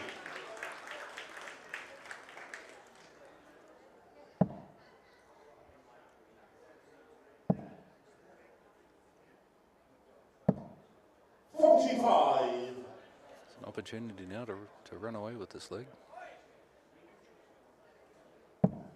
Having said that, Jun's played some fantastic chasing darts. 100.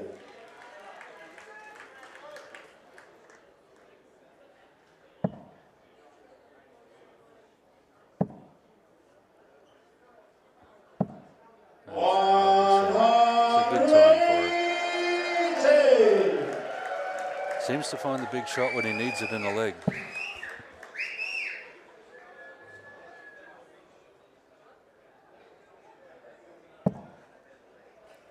He whistles in the crowd, didn't help Brandon. Yeah.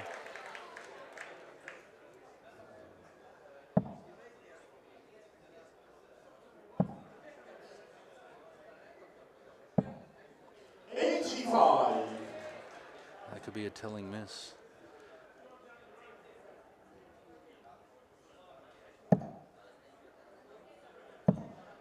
That's a great set. 136. Brendo, so that miss from Jun on that last dart is going to be. Will it be a deciding factor in this leg? It will. Well, the best players are ruthless and they jump over mistakes that their opponents make. 38. Sloppy setup, so Brandon Weening to break and then have the throw for a 2-set lead. How quickly things can change. He's got to hit it first. Double 5. 30. Gives Jun an opportunity to come back. Those are the shots you've got to take. Those can come back to haunt you in the end.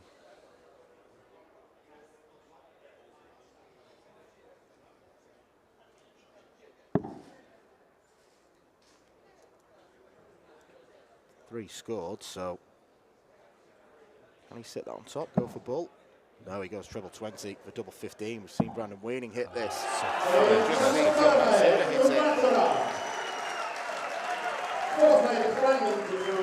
And again, doing his own thing in his own time and looking comfortable doing it.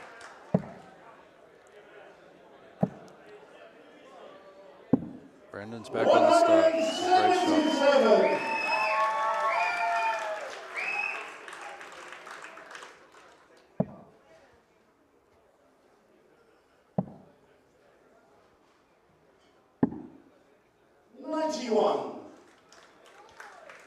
Jun just staying solid, doing his thing.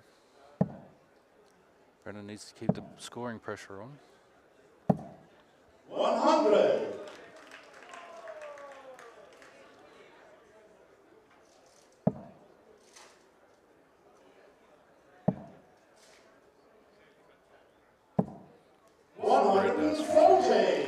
Great darts. Again, keeps the pressure on Brendan to keep going. Just let him know, if you slip up, I'm here, I'm waiting. 100. Brendan's answering the challenge at the moment. You must stay straight to leave a finish. 125. Brendan, you require 124. 60 right at the start. There's an opportunity now. Brendan's got to set up and put some pressure back on. 78. You require 145. Not too sure about the choice to go for the 16s. It might have been a miscount there. 45 now. No, he went 57.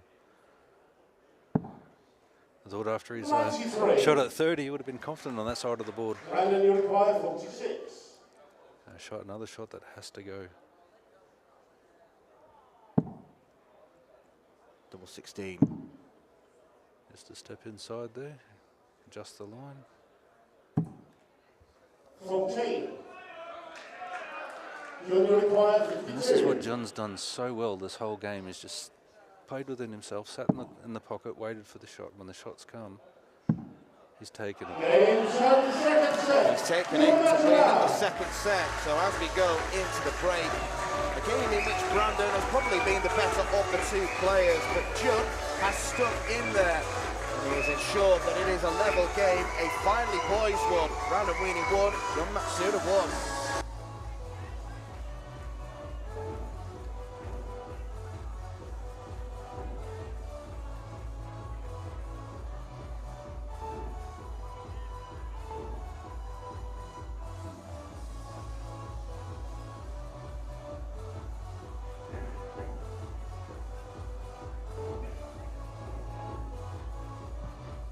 The 46th annual Winmore Fleetwood Memorial Las Vegas Open will be held from January the 17th till the 19th. Sin City welcomes you to come and play in the entertainment capital of the world. Men's and women's champions win places at the 2025 World Championships. The Romanian Darts Festival is held from January the 24th till 26th. Join the party in Bucharest, register to play by Wednesday 22nd of January and kickstart the new WDF ranking season in historical Bucharest. The Toto Dutch Open Darts is held from January the 30th till February the 2nd.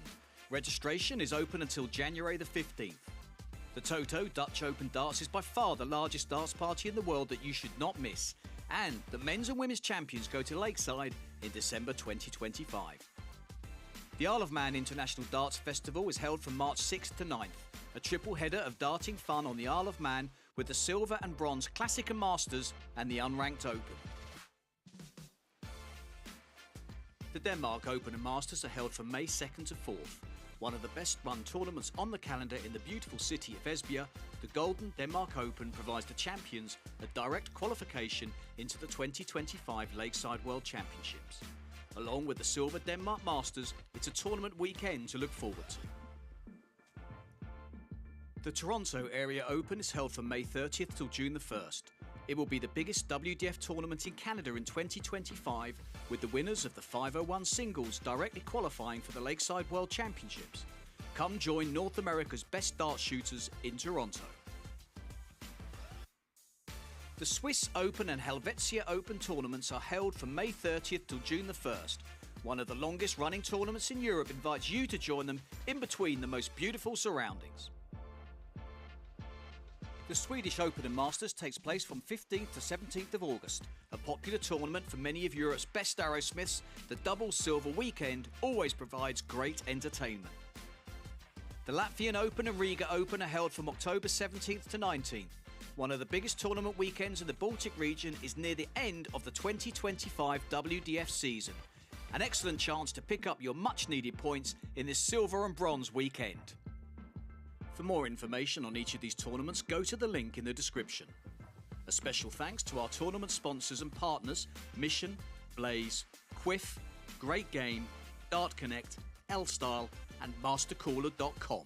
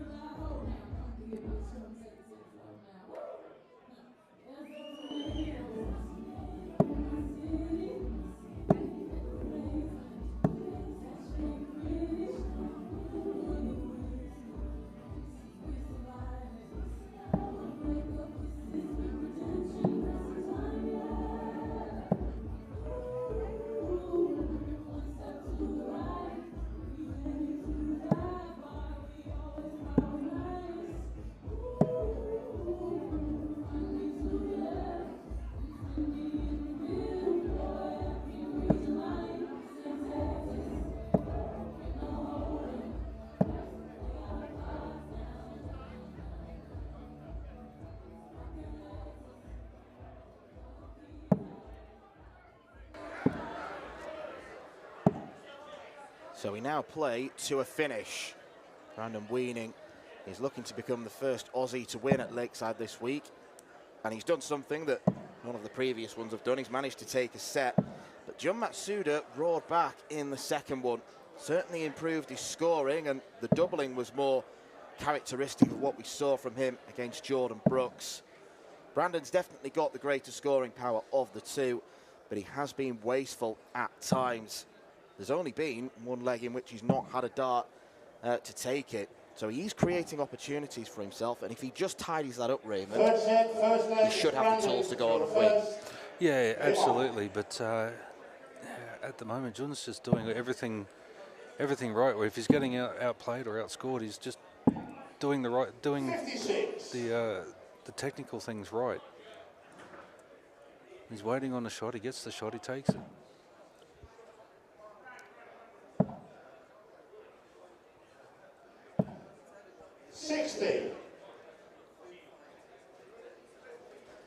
But when you're playing well, and as we said, Brandon's scoring well, and he'd be thinking he's scoring well, just needs to clean up his doubles.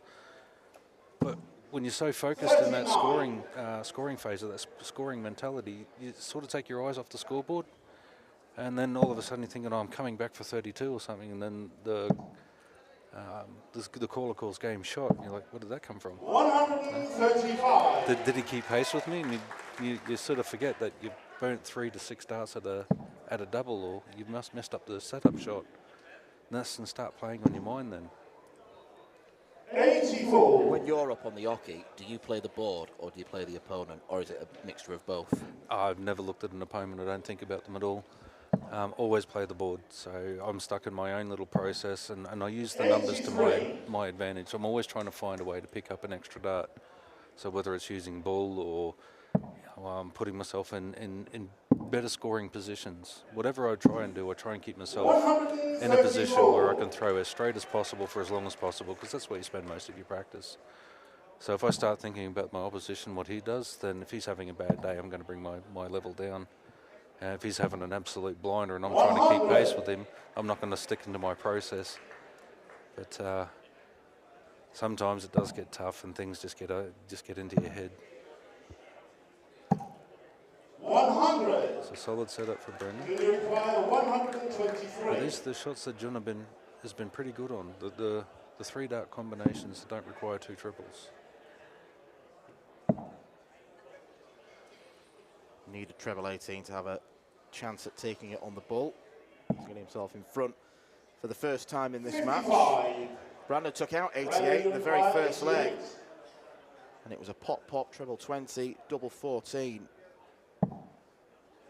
This will be a different route. The ball. 63. Junior requires 68. Treble 20 we're out. No, 36. I think he did this last time as well. It's a high miss.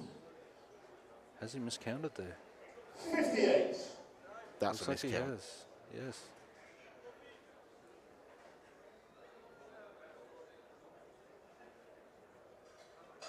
Brandon, you require 25. Initially disagreeing, I think, with our referee, Christian Sorensen, but the Dane is correct. Brandon Weening takes full advantage of John Matsuda's miscount. Second lady, 2 to throw first. Game on. Did he think he had 52 left? Hit then treble 12 to leave double 8. I'm not entirely sure. I mean, if you hit the 68 and you like, it's simple math. Yeah, but I mean, what was the process leading into the shot? Like normally you've got the way of 3 rule.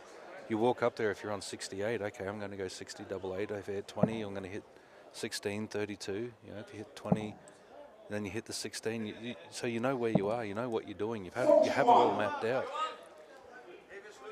But if you hit the 36, you've got to tell yourself, okay, then I've got 32 left, but somewhere along the lines there, may have had some Jose de Souza moments there. Maybe a slight lack of concentration from Jun. These extended games do see the 2 players go off for 5 minutes for a break, and sometimes they can help you lose your concentration. Yeah, absolutely. I mean, that's where all your processes, your setup, your planning has to come to the fore. 58.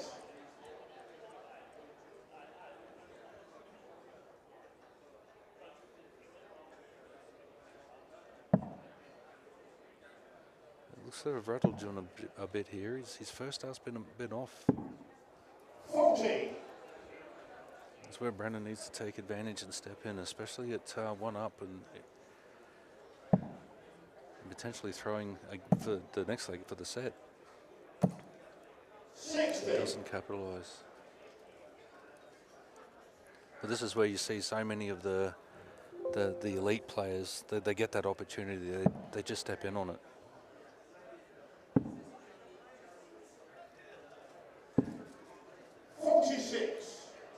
There's another opportunity now. It's been a very poor scoring leg from John, apart from the first visit. 100. Do you require 170? So Brendan's consistently getting himself to 88, so some things in there working, some things not quite. 60. The scoring's been solid. You require 88. Repetition that a lot of darts players crave.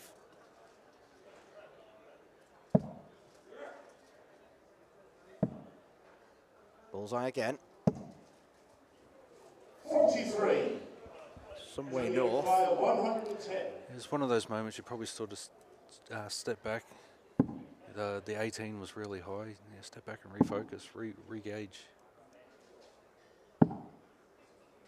78. 32, that's a great route for 110, my preferred route.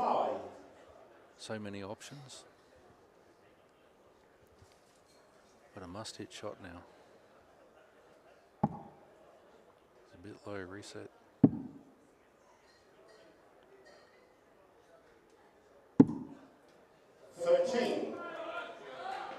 Junior requires 32. It was a great shot there with the overhead.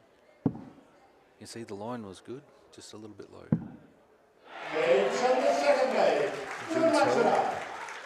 There was 3 or 4 opportunities in there where Brennan could have taken just one good shot, could have really set up the leg. But just on the wire. 100. Well, Brandon's hit less than a quarter of his darts at double. I mean, a percentage you want to aim for is, you'd say, around 40 to 50%. If you're hitting 40 to 50% of your doubles, you're going to win more darts matches than not. Yeah, absolutely. When you're under 20, 25%, that's when, like I can talk about the game against Jamie Hughes when I played in the PDC.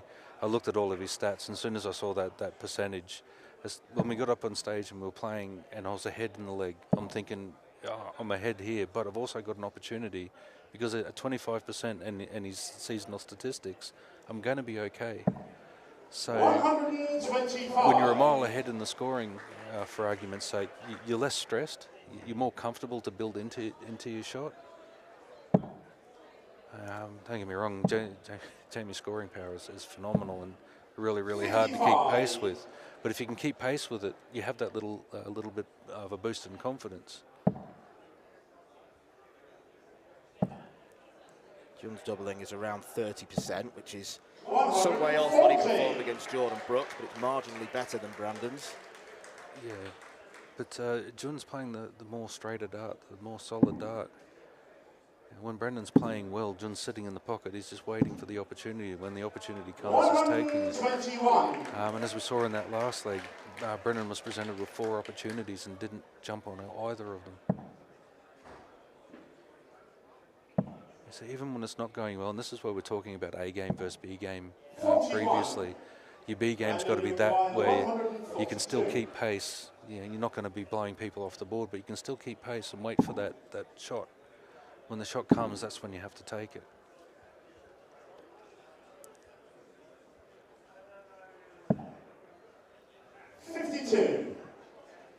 You require 160.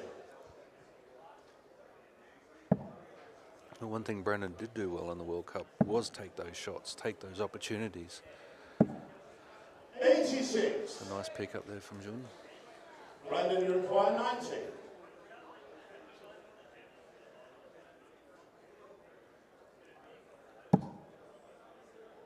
Ball route. I think he has to. One to sit on top of. Don't look at it as an obstruction, look at it as an opportunity. 49. Junior requires 74. He had to change his stance on the hockey. Yeah. 20 for tops. 34. Again, Brendan's in a position where he has to hit.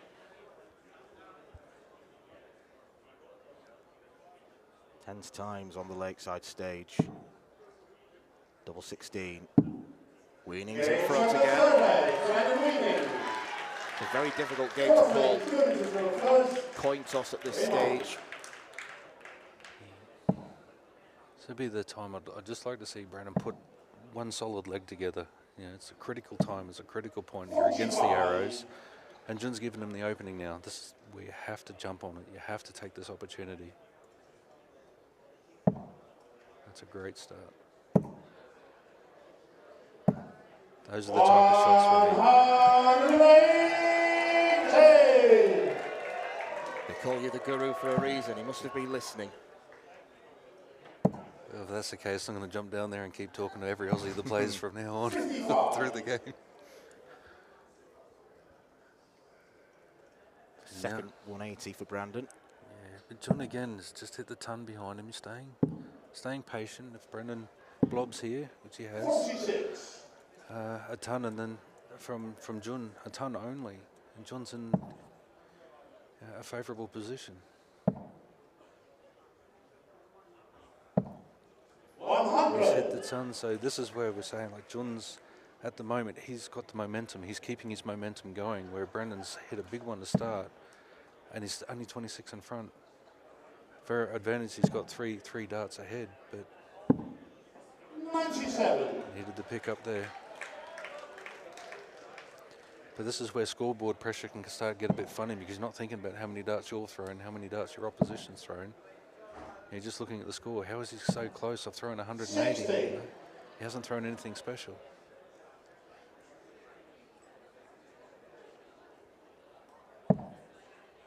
That's a good dart. Over for the 18.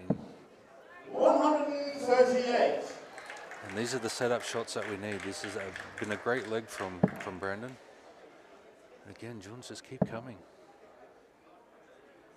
That's a great setup. Bit of thinking music for Brandon. Pressure's on to take tops. Yeah, I'm feeling it has to go. That's a great shot. Weening. So when he jumps on his opportunities, he's in a good position.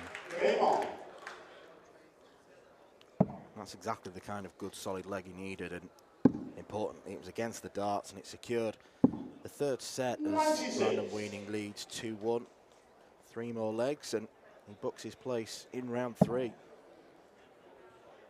Looks like he's on a run at the moment. He's got his second win.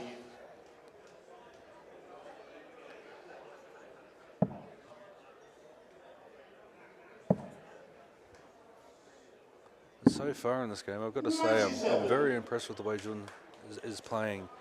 And I think it's a testament to the work that's happening over in Japan darts at the moment. And it's predominantly a soft tip region, and I was blown away. In 2016, I went to one of the shopping centres there when we were preparing for the Asia Pacific Cup, and there's a soft tip tournament happening in the middle of a shopping centre. I was like, this is insane. But everywhere you go, there's soft tip darts everywhere. And so some of the best players in the world in the soft tip side come from the Japanese region. But you never see many of them make the jump over to steel tip. Obviously, we've had Yamauchi, who's won the World Cup singles. Sorry, there's a tentative shot here.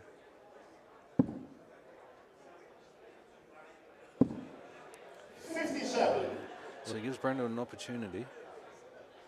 You'd say Japan's most successful darting export has been Mikuru Suzuki. Oh, absolutely. Yeah, I watched Mikuru Suzuki in that same Asia Pacific Cup in 2016. Absolutely annihilate most people. Check, last score was 135. So,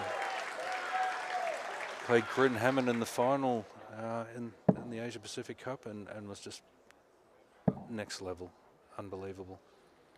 But you've also got players. One player I played in the soft tip tournament, Yuki Yamada, who's played on the PDC. He was phenomenal when he got onto a groove. Yeah, I just sat back and watched and just applauded at the end of it. And Brendan's gone for the 16 round on 104. Which is advisable to do, because if you miss either side as Brandon did, you've still got a shot. Yeah, absolutely. I'm still old school. I've got to go to the 18 route. Things can't change, unfortunately. Can't teach an old dog new tricks. Darts players, creatures of habit. Absolutely. 88. But again, Brandon, you require 56. He's on a shot here, and he has to take it. Another combination shot he has to take.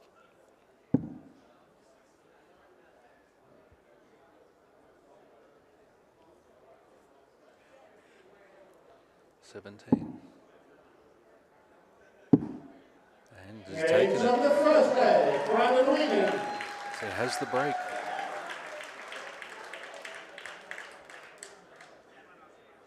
Important dart, and a testament to Brandon's composure. He missed the big number. He knew then he was only going to have one dart at double. Yeah, and like Brennan plays at a rapid rate, so it was good to see him step back and just take a breath, rebalance, refocus. 125. But as I said, it just seems he's got his second wind at the moment.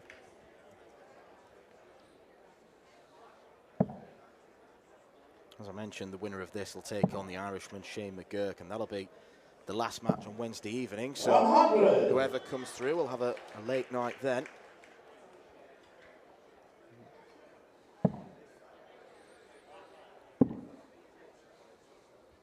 But then they'll have a day off on Thursday to prepare for the quarter-final. So you could say it's a pretty good slot to have. Yeah, I think this is a very favourable draw. For time-wise anyway, not for opponent. 140.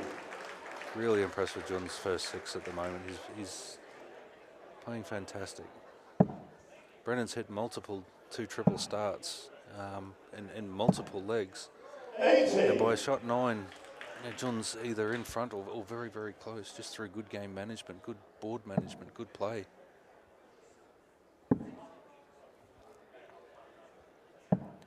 Commentators curse again. We had to have one tonight. Yeah, I'm doing it all week. Next time I try to say something like that, I'll just give myself an uppercut. 79. But with the ton here, he's probably favourite for the leg.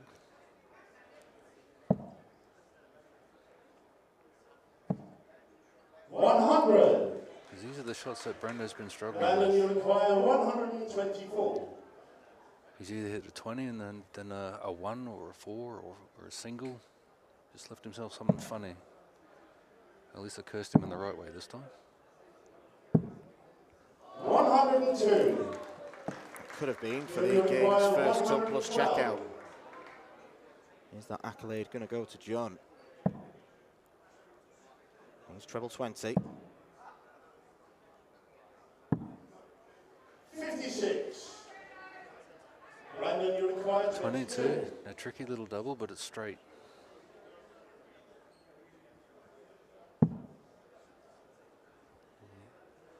Refocus again, over for the 3. Double 4.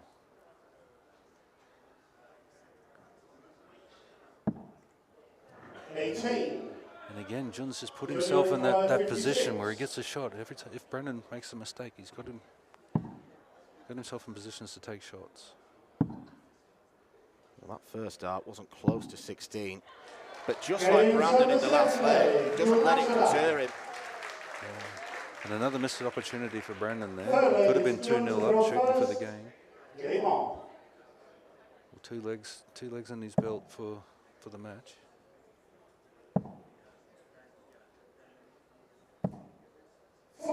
Now, if he wants to win it in this set, he's going to have to do it twice against the arrows. But John's given him an opening. 60. He cursing another missed opportunity.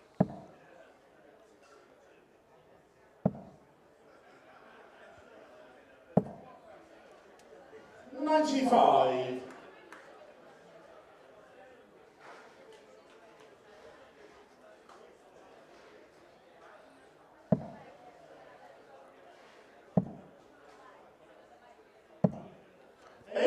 A little bit of impatience there from Brendan. Chase the triple with the first dart. But John, on the other hand, he's just stuck to his gun and his game plan the whole way through. 140.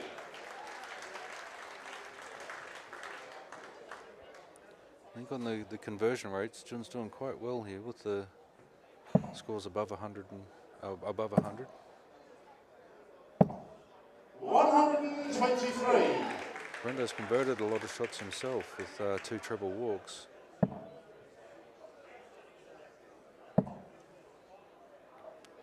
For ball or staying?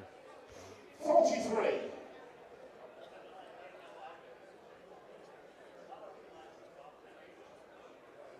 Yep, those are the scores on the doors.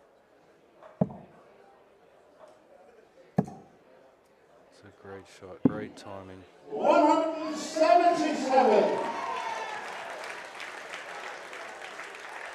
Second time we've seen Brandon pull off that party trick, the 177. He is in the box seat. Really clever ball management. It was a brilliant shot. Brandon require 58. And Brendan has to take out 58 for a 14 dart leg.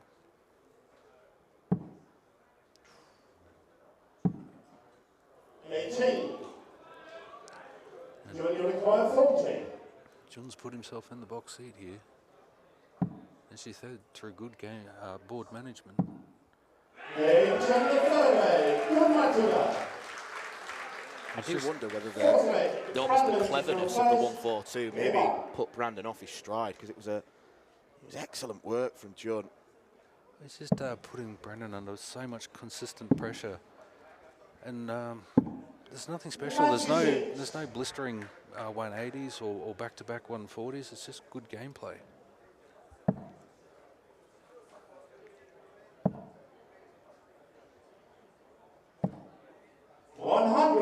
For the most part, Brandon's been absorbing all of that pressure, but he's got to put it back onto it himself. 99. He said in the early parts in that last leg, he was just seemed to be chasing the triple instead of sticking with his game plan that's been working so well for most of the game. 97.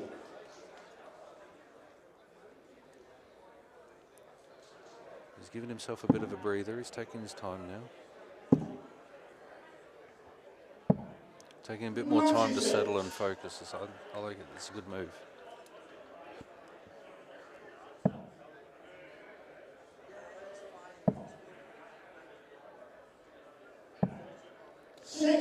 And now he's got the opportunity to push ahead and give himself 6 starts to the double.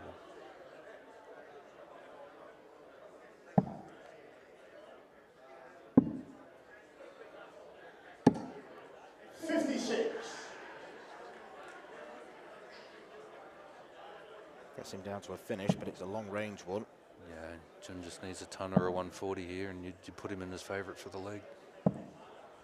81. And now Brandon, you require 154. Brennan's got 6 starts from here. Costly slip for John, leaves a bogey number.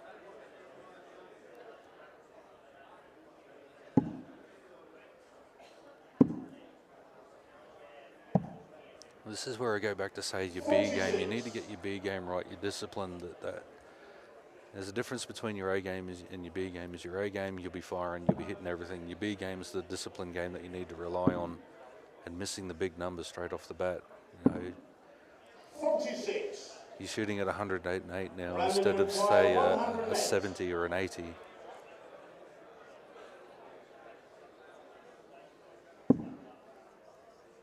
A step aside for the 57. 82, bullseye. Should be the route.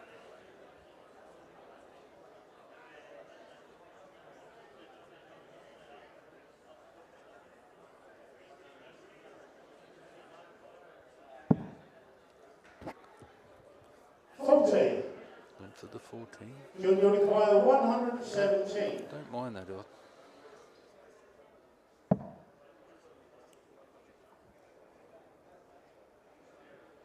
$17 for tops.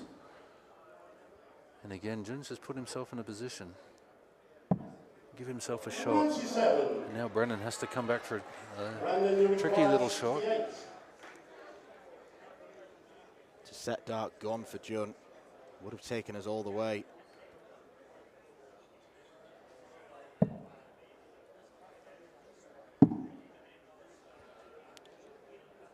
Push the cider a little bit too far. Could be a very happy accident. 60.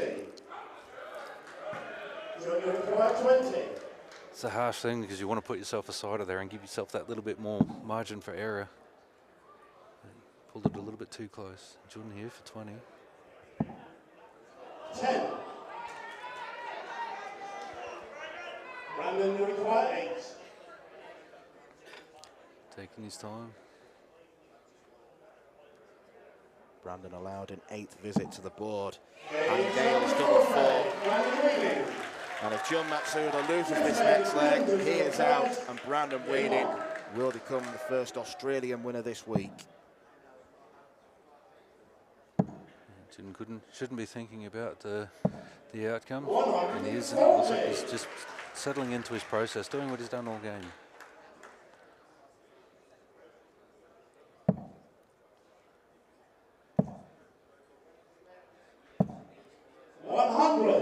That's a better shot from Brendan. Good opener. Let your opponent know you're still there. You've got to keep going.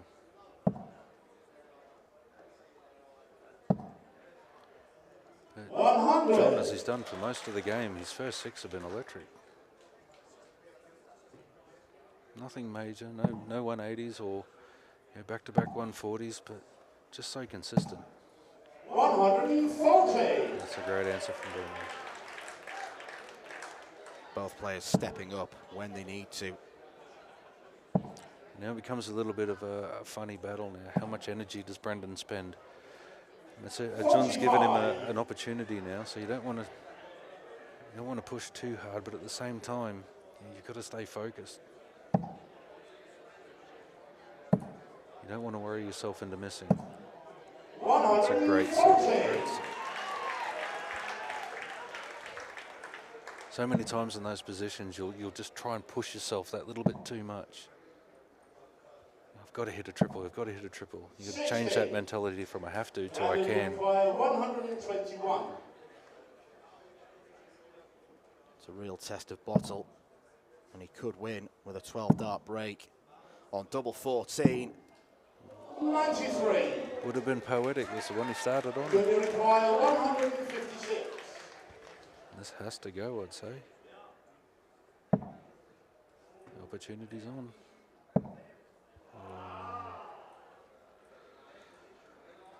Well, John Matsuda has got plenty of fans in the guest area, and they knew that that was a big opportunity, a big moment. It's a big moment here for Brandon.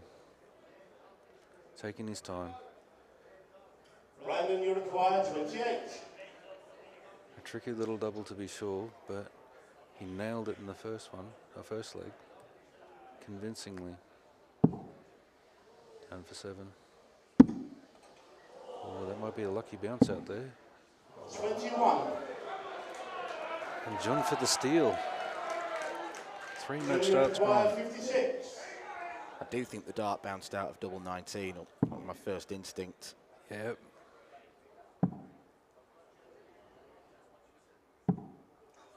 16. That's the first real false shot we've seen out of John. He's been fairly solid the whole Brandon, you require 7. the whole game. Missed his last 6 attempts at a double to take us to a 5th and deciding set. The big 3 is safe, and so is the double 2. And finally, Australia has something to celebrate at Lakeside this week. The Python slithers his way into round 3. John Matsuda made a game of it, but ultimately he faltered at the final hurdles. Strong performance from Weening, particularly with the scoring. If he tidies up the doubles, he could be a danger. Brandon Weening wins 3-1.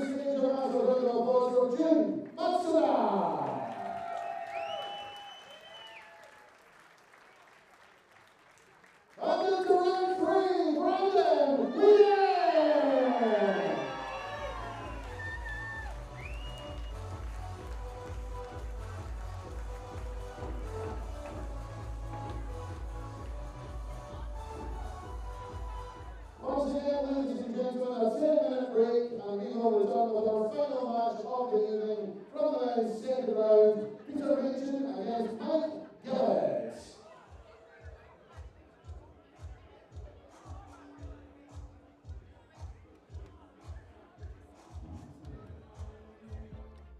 The 46th annual Winmore Fleetwood Memorial Las Vegas Open will be held from January the 17th till the 19th.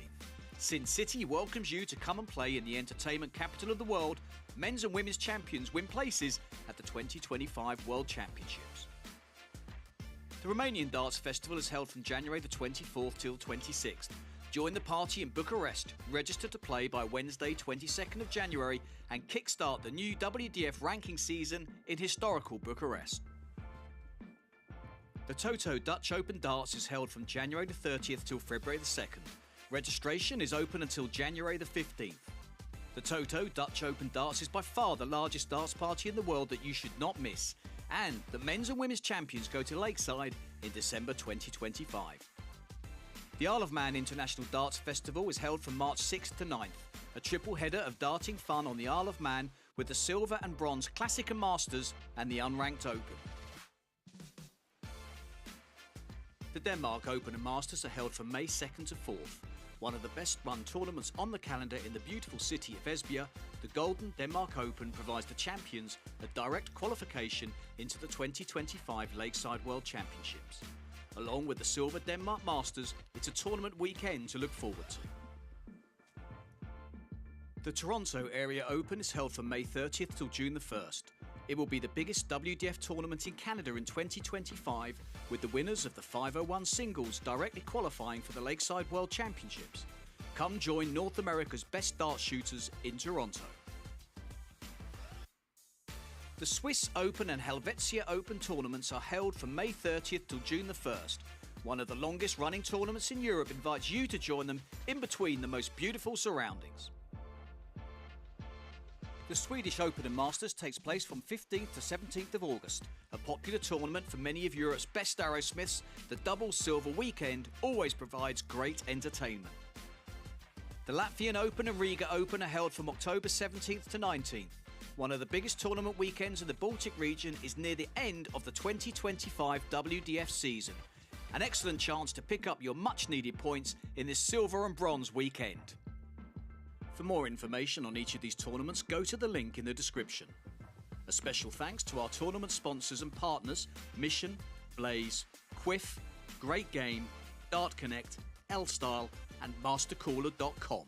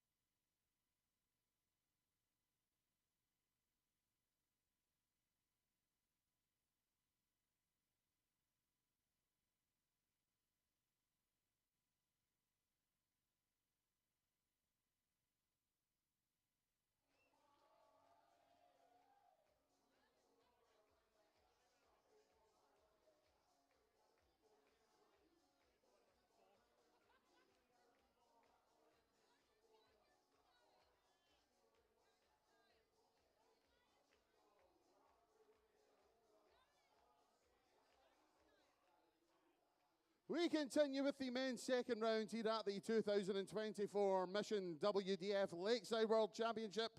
We welcome back to the stage a man who has been semi-finalist in no less than 8 world ranking tournaments. This year's Helvetia Open finalist from Wales, it's Gillet, Mike Gillet!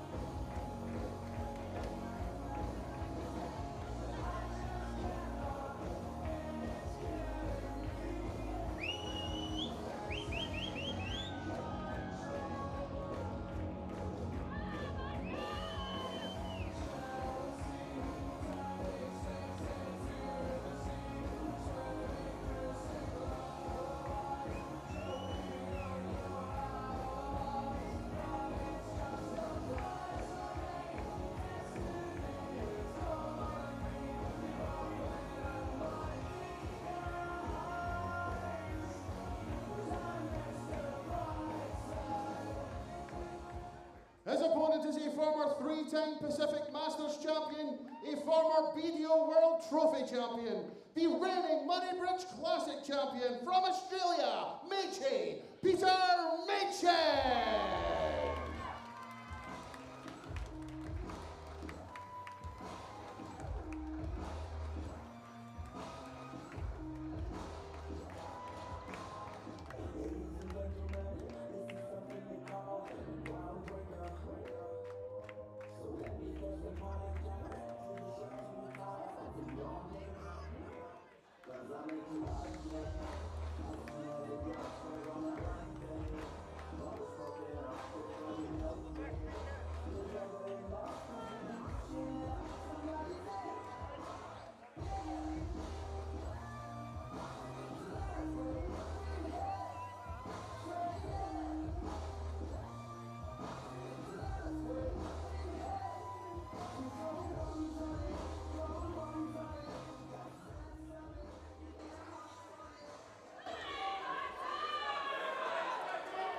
So can this Monday evening session at Lakeside end with back-to-back Aussie success? We've just seen Brandon Weening secure his place in round 3 after a 3-1 success against Japan's Jun Matsuda.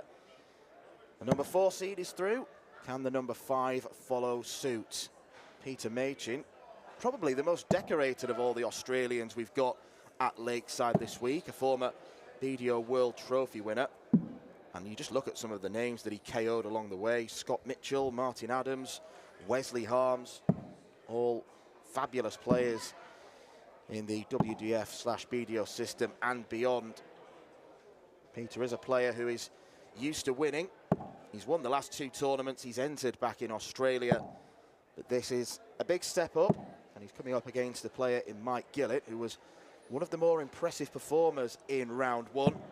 Straight sets victory against your lad, Raymond, Kai Smith. And obviously your focus was on Kai yesterday, but Mike played a really good game, so Peter's going to have to be on it from the get-go. Yeah, absolutely. I mean, I didn't see much wrong with the way... with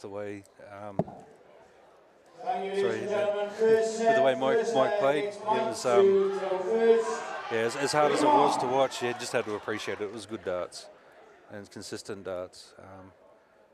And Meche's up against it, but then again, he's played some of the, as you said, when he won the World Darts Trophy, he went through a lot of good players to get there. Averaged over 100 against Martin Adams. But not only that, the year before, he won through to the final as well, and losing in the final. So he can do it consistently as well. Yeah, a big opener there for Meche.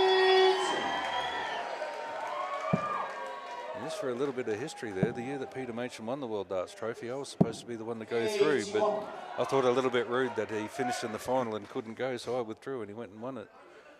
I still tell him he owes me 5,000 quid. Keeps telling me to get stuffed. Well, Peter Machin very nearly made history in the World Championship last year. He lost 3-0 to James Richardson, but in the first set, he missed double 12 for a 9-darter on the same night that Paul Lim made his Lakeside comeback. Peter could have been the second member of that particular club.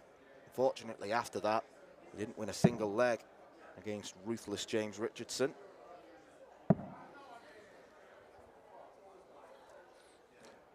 Machin, one of the more decorated players in Australia. I think he's got 15 Australian caps to his name, multiple World Cups, World Cup singles final, part of the World Cup winning side in 2017. Loads of international experience.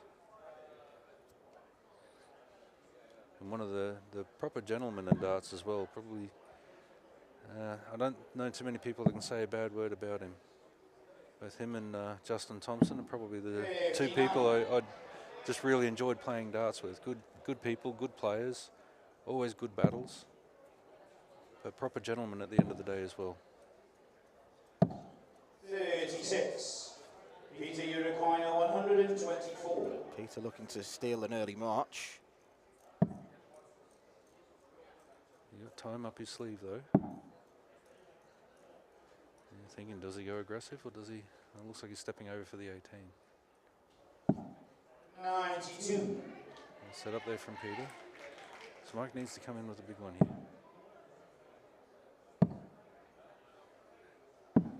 40. Peter, you require 32. I sit here and mumble under my breath. Where was that last night? Machin for 16.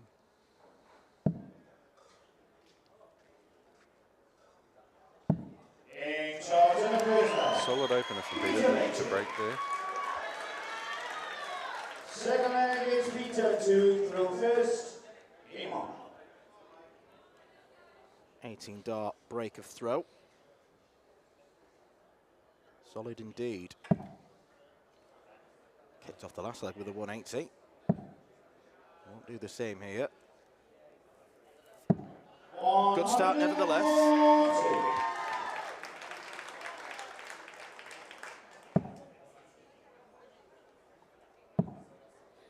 See Mike letting out a little bit of frustration there. 80. Picked up well. You be careful how much energy you spend in the early stages of a game. You know, when you get frustrated, you know, if you, whatever you do, if you let out a little roar or what have you, that's if you don't have the nervous energy to dump, then that's an energy drain. You can fatigue yourself quite quickly, especially in these long tournaments. Machin's onto it again.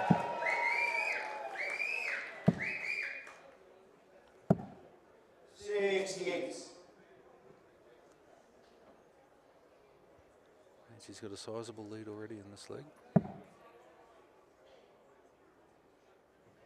He can't go back to back, but he can set it up for sure. Does he go to the 45? 135.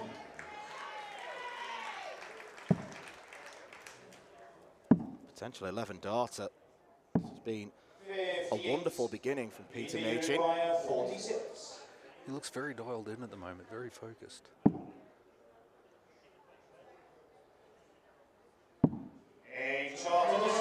Finishing well, a nice 11-dart leg.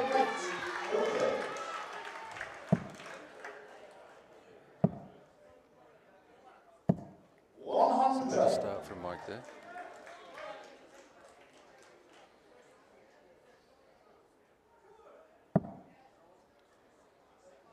Peter potentially looking to go out with a bang. From what you've heard, this might be his last Lakeside. He might be packing in darts before so long. Yeah, he sent some notice to the Australian side last year that, this year, should I say, that it's time to hang up the darts. We politely declined his request. Told him to keep going. That was his told.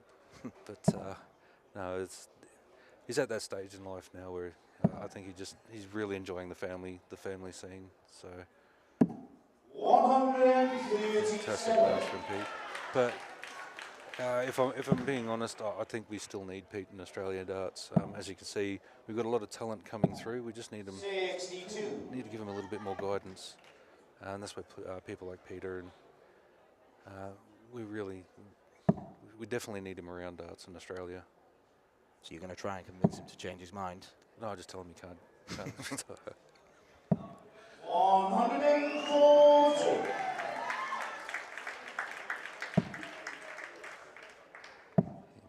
Keep trying to tell him he's being selfish. 100. It's been a good leg from both players here.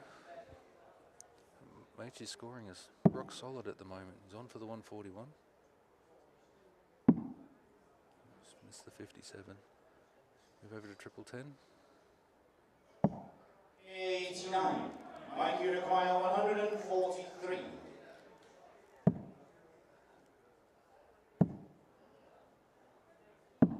97. It's a good setup from Mike. Seems to find a little bit more rhythm at the moment. But for the set, and a wonderful set at that. Ooh, he thought he had it.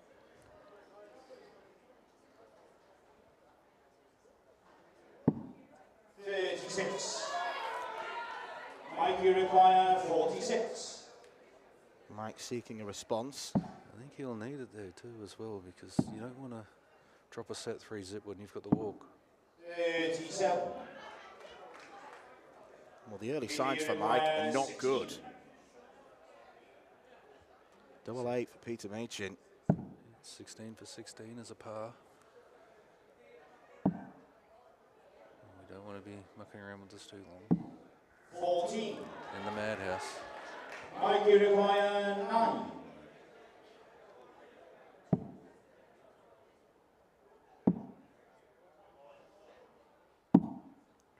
One score. Peter, you require. This is a good example of why staying patient and doing what Jun did that last game is so important. When Peter's scoring as well as he is, if you wait for those opportunities, they come. No score. Mike, you require 8. I'm not sure if there may have been contact with that first start that sent it straying into the 18s. There's a very different angle into the board. 4. Peter, you require 2. And again, Mike letting out a lot of frustration there. 8 shots. On the go set. Peter Machin. Second set. Mike's got to just let that one go and just accept that it's the first 2 legs. Peter played really, really well. The third leg, obviously, Mike should have had that one and then saw what happened in the fourth. But Pete's one set up and he's got the arrows. This is where you need to knuckle down and focus. Forget about what's happened. Worry about what's to come. He's got an opportunity to attack now. Well, Mike has to pick himself up, otherwise he's in danger of being completely railroaded. 83. And those loose darts, you can't afford those at the moment. Machin's still got his scoring shoes on.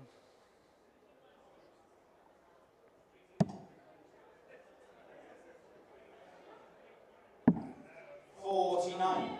He's taken his foot off the pedal here.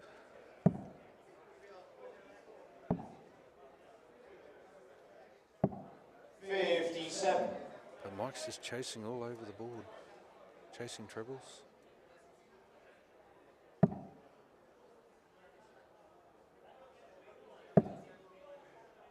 That's a lovely dart.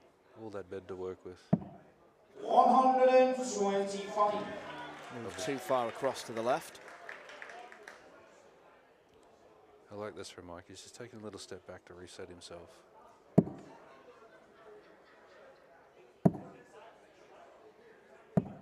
$95.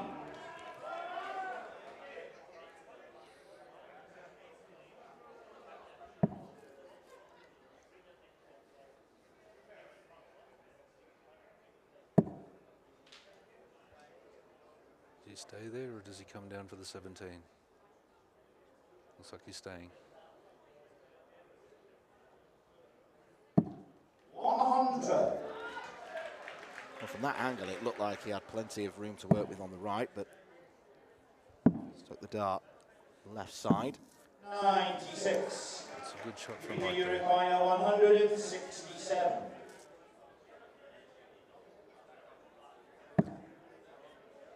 Fall short. Does he go for the aggressive shot? No, he's down. 90. It's a wonderful setup. 131. Mike, you require 170.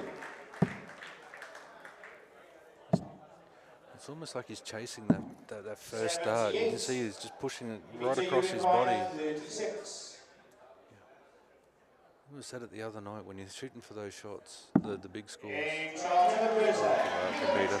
you're shooting for those big shots, percentages, you're not going to hit them, like, not even 30% of the time. Even the elite players don't hit them 30% of the time. 41.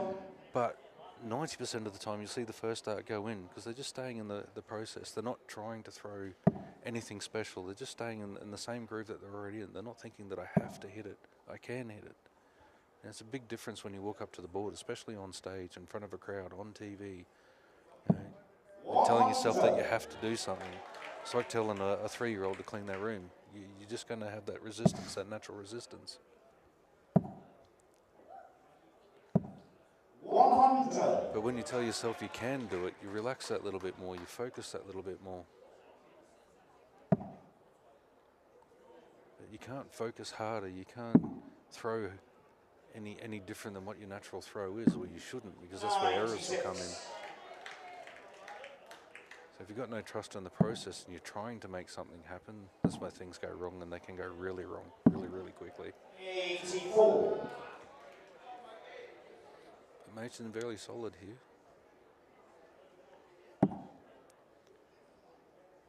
Unfortunate on the start, had to go for the 17s to leave a shot.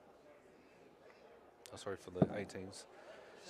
To leave I'll try and leave the 167. Well, Mike's average yesterday was around 91.5, and that's near the very top of what we've seen from him, so he performed excellently well. He'll admit that he let himself down in his debut campaign last year, only averaged 72 in defeat to the German Liam Mandel-Lawrence, the number 6 seed, who we're going to see this week.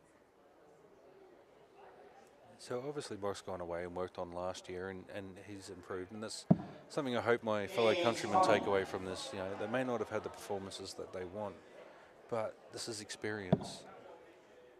So he's obviously taken the experience and come well, but now he's in uncharted waters. It's something he's got to get the experience with again. He's playing the long formats.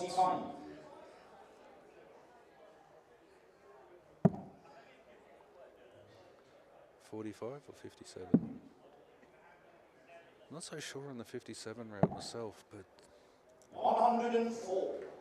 it's Like you require 137. I suppose if you're doing it on just about every other combination shot, it sort of makes sense, but the 28 is such a dangerous double. It's like 36, such a dangerous double. You miss, then you split. Then you're leaving yourself some funny numbers to try and come back with. It's the dangerous odd-numbered doubles that you could leave.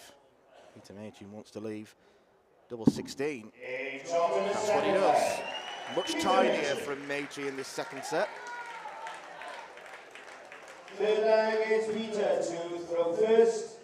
Game on. 5 legs in a row, and the only leg that Mike Gillet has had doubles in was that strange one to end the first set where Peter forgot how to hit a double.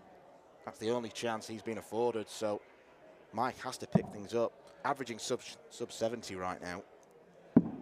97. And against a player with some of Peter's experience, he'll look at that and know that they're, like Mike will be nervous. He'll be saying to himself, the young fella's nervous here. That gives me a little bit more opportunity. 59. But Mike just needs to take that little step back and do what he did last night. He got into a really good groove. He was building shots off his first dart. He was scoring exceptionally well. But he looked confident. He looked comfortable. At the moment, he doesn't look either.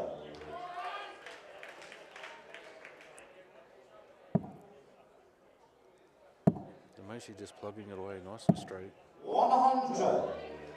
That's a good shot from Mike, but he needs to put 2 or 3 of those together to start building that confidence. If not, at least do what Jun did and put himself in opportunities, where Peter misses a shot, then you can come in and take the 100 shot or the 104 or 115s.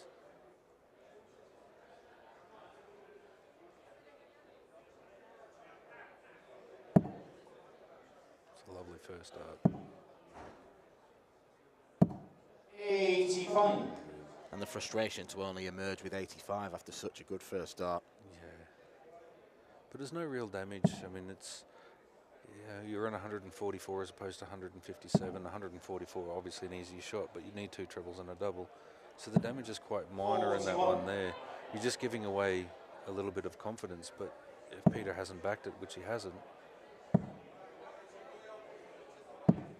45. that was the money shot, your third shot. You know, when you start to build the leg, the third shot's the hardest shot. But Peter gave him an opportunity, gave Mike an opportunity. Mike's just giving it straight back. 60.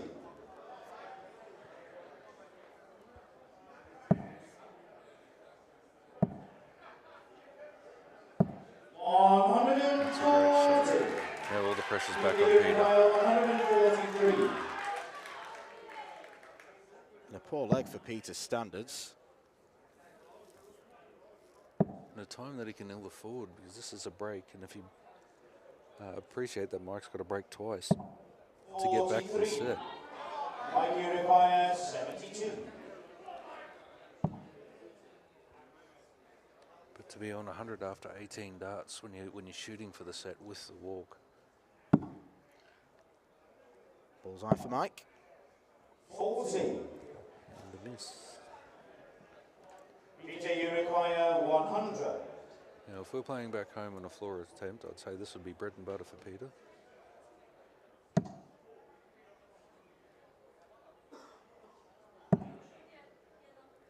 $20 to hit.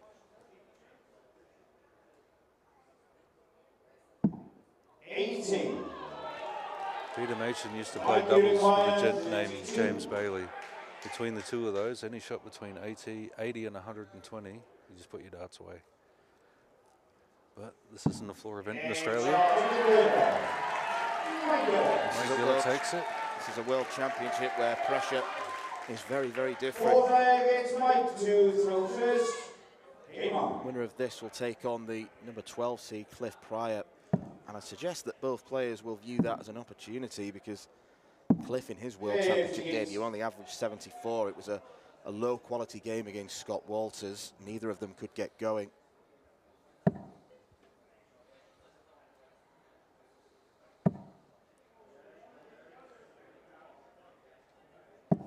Starts another leg with the 180. We're talking about the 9-dart leg before with Paul Lim's return and Peter hitting it. That's a fantastic shot from him. Great answer.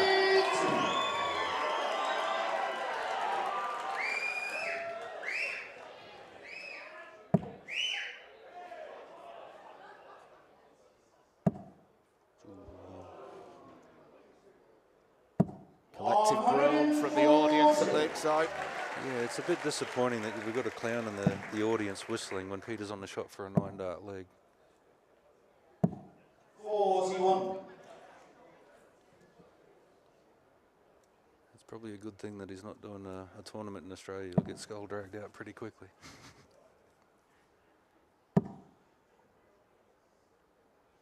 Machin needs to set up the shot here. 57. It gives Mike an opportunity to come back in. It looks like he's going to take the opportunity.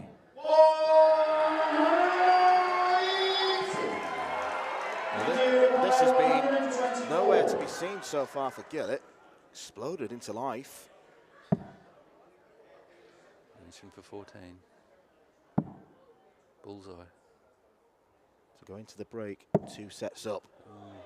But this is where all Mike needed to do, is just take that little step back and that little bit more time. Find his rhythm and trust his process, trust his throw, trust everything that he's practiced for.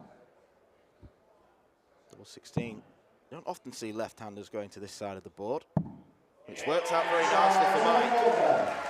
He's back on parity in this second set. Peter's got the advantage of throw, but Mike certainly not giving up after what's been a Very ropey start from the Welshman.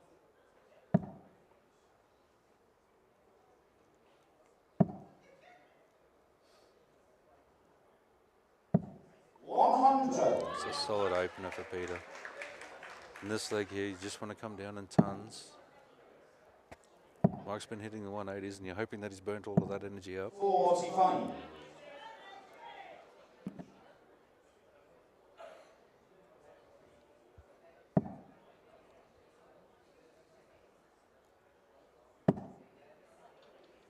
Needs the triple now.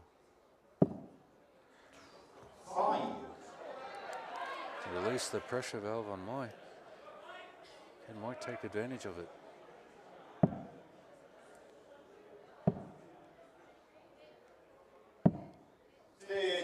Not really. Gonna find the silver lining. 2 triples. Banchin's overcorrected here. He's back in the triple. 85. It's a little bit edgy at the moment. 86. 50% of Mike's darts this leg have been a triple. Oh, sorry, in the last 2 shots. It could have been so much better. 140. Maximum needed to get to a finish. 180. Maximum provided. Still a long shot, but it puts pressure on Peter.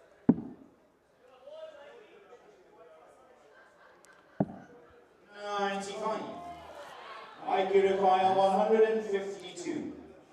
Pressure's back to Mike. He needs at least 1 triple to put pressure on the shot for Peter. 59. Peter, you require 76.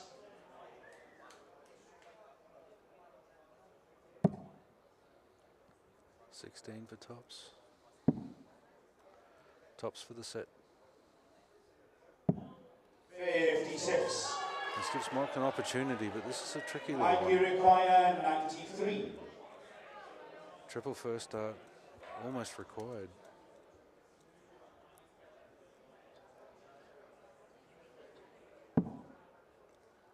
We're going 14s.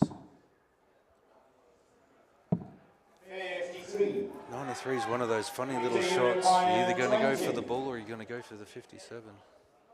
Peter Machin's going for double 10 to double his set lead.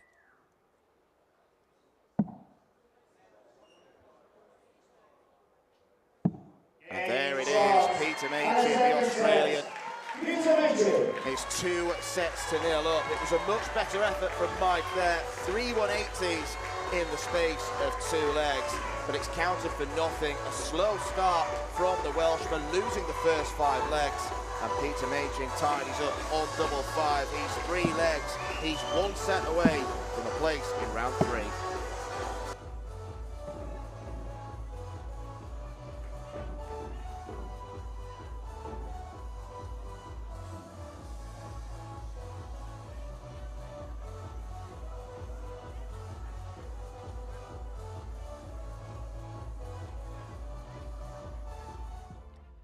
The 46th annual Winmore Fleetwood Memorial Las Vegas Open will be held from January the 17th till the 19th. Sin City welcomes you to come and play in the entertainment capital of the world. Men's and women's champions win places at the 2025 World Championships. The Romanian Darts Festival is held from January the 24th till 26th. Join the party in Bucharest. Register to play by Wednesday 22nd of January and kickstart the new WDF ranking season in historical Bucharest. The Toto Dutch Open Darts is held from January the 30th till February the 2nd. Registration is open until January the 15th. The Toto Dutch Open Darts is by far the largest darts party in the world that you should not miss. And the men's and women's champions go to Lakeside in December 2025. The Isle of Man International Darts Festival is held from March 6th to 9th, a triple header of darting fun on the Isle of Man with the Silver and Bronze Classic and Masters and the Unranked Open. The Denmark Open and Masters are held from May 2nd to 4th. One of the best run tournaments on the calendar in the beautiful city of Esbjerg, the Golden Denmark Open provides the champions a direct qualification into the 2025 Lakeside World Championships. Along with the Silver Denmark Masters, it's a tournament weekend to look forward to. The Toronto Area Open is held from May 30th till June the 1st. It will be the biggest WDF tournament in Canada in 2025, with the winners of the 501 singles directly qualifying for the Lakeside World Championships. Come join North America's best dart shooters in Toronto. The Swiss Open and Helvetia Open tournaments are held from May 30th till June the 1st. One of the longest running tournaments in Europe invites you to join them in between the most beautiful surroundings. The Swedish Open and Masters takes place from 15th to 17th of August. A popular tournament for many of Europe's best arrowsmiths, the double silver weekend always provides great entertainment. The Latvian Open and Riga Open are held from October 17th to 19th. One of the biggest tournament weekends in the Baltic region is near the end of the 2025 WDF season. An excellent chance to pick up your much-needed points in this silver and bronze weekend. For more information on each of these tournaments, go to the link in the description. A special thanks to our tournament sponsors and partners, Mission, Blaze, Quiff, Great Game, Dart Connect, L-Style and MasterCooler.com.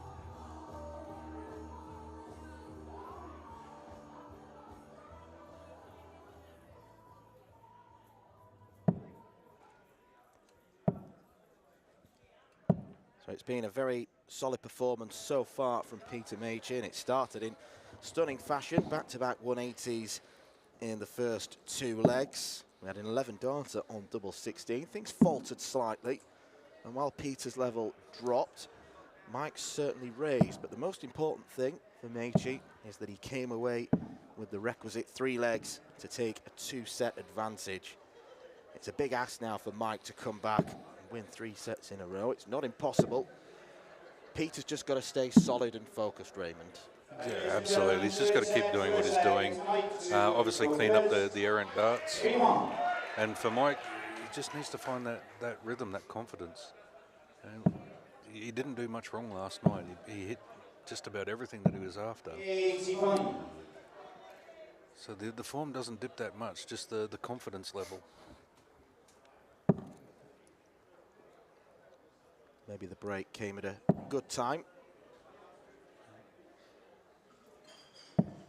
125. 125 first visit gives credence to that theory.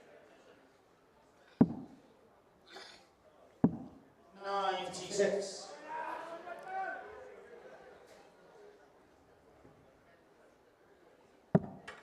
Matey's looking like he's refocused.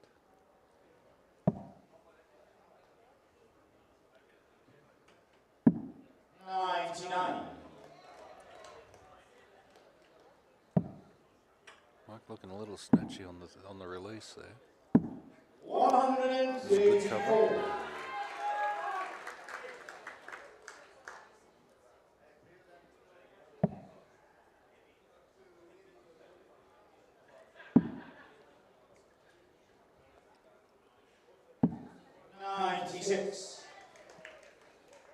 Paige and Jason triples around the board at the moment. The first night's not doing as it's supposed to. 96. And Mike's finding some triple 17s here. Excellent cover shooting from Mike, leaves 90 after a dozen. Paige might be on something better.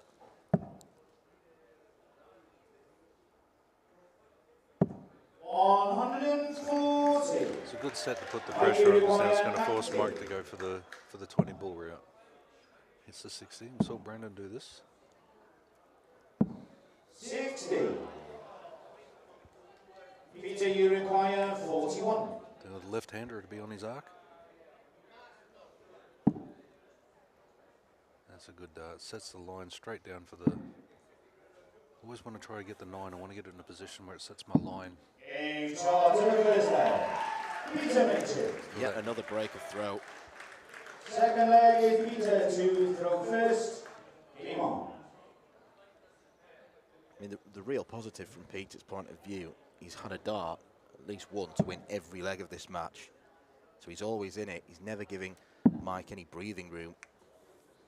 Yeah, but Mike, it just seems he's played within himself as well. He's fairly focused at the moment. But when we were talking the other night, the other game about setting up your B game, like when you're not feeling it, in stages in that second set there, he wasn't quite playing his A game, but he wasn't making too many mistakes. He wasn't giving away too many darts. And while Mike was feeling the pressure for most part of it, Pete was still keeping the pressure in there while resting effectively.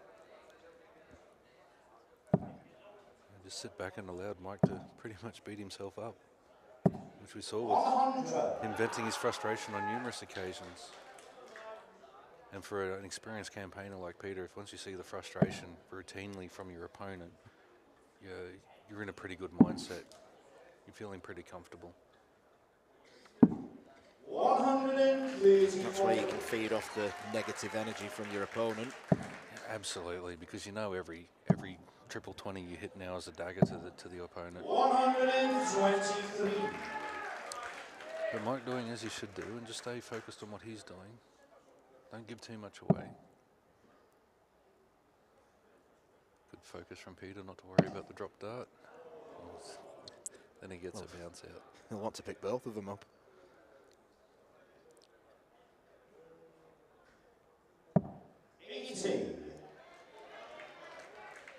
Now, would that be a telling dart in this leg?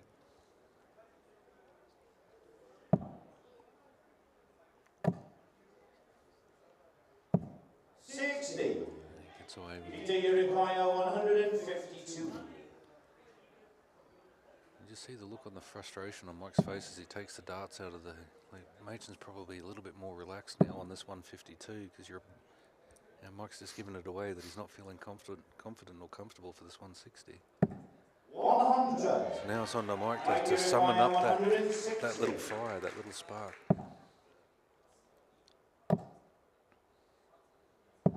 100.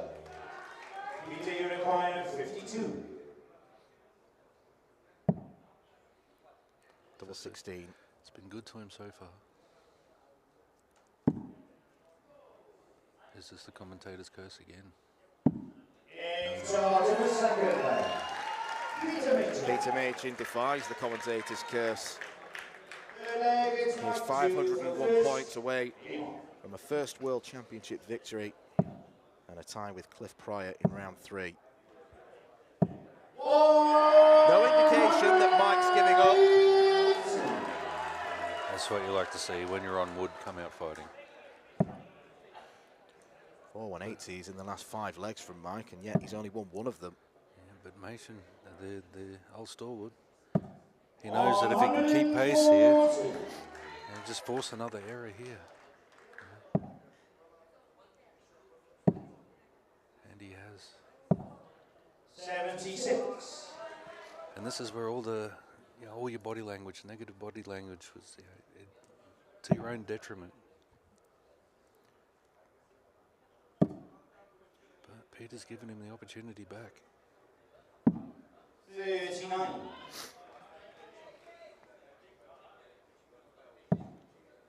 That's where Mike needs to steady the ship. 84. Just let that go. You're still on your 3-dart finish. So there's no point getting frustrated on that shot there. You're on a 3-dart finish. Machin needs a 180 to set up a finish, and even then, it's going to be an interesting one. 140. When the first dart sits up right for Peter, he always looks likely to follow it. Yeah, absolutely. been on the receiving end of it. I've seen it many a time.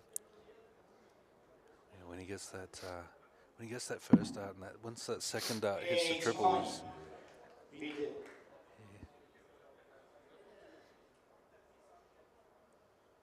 a little bit of faux pas from the announcer there. Don't think we can peg 182 without a quadro. I'll be reminding Garen Roderick of that when I see him. 100. IQ required 76. It's been a fantastic team to be a part of for this week as well. 14 dart leg there, and he didn't look too stressed. He got a little bit annoyed with himself after the second shot. The 84 to leave up 161, but just got back on with it. When he got back on with it, looked pretty comfortable. Going back to the team this week, there's been a little bit of banter, and it's been a lot of fun, I've got to admit. Yeah, always loads of fun to be had at Lakeside. Loads of fun that extends along into the night. 58. Mentioned in the box seat early doors, but he messed up the second shot last time and let Mike in. Not looking to repeat them. 96. A solid set.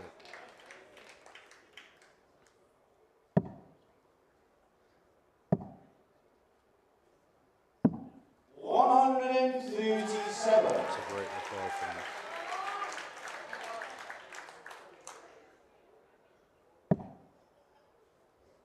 Machen just staying steady. Looking for another 180. 123. You got to wonder how the physics allow that to happen. Cruel deflection, not quite as cruel if it had been a single one and left Peter on a bogey. 81. But he's got 6 darts to take this out. So his compatriot Danny Porter take 157. It's on for Peter. 54. 83. This is the shot where Mike's got to set up at least one treble. 95. He's coming for straight darts back. 74. If he comes back.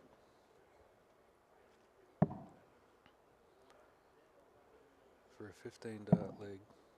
And this is what you want to do in these type of games. Just steady 15 dart legs. Tops for Machen. 34.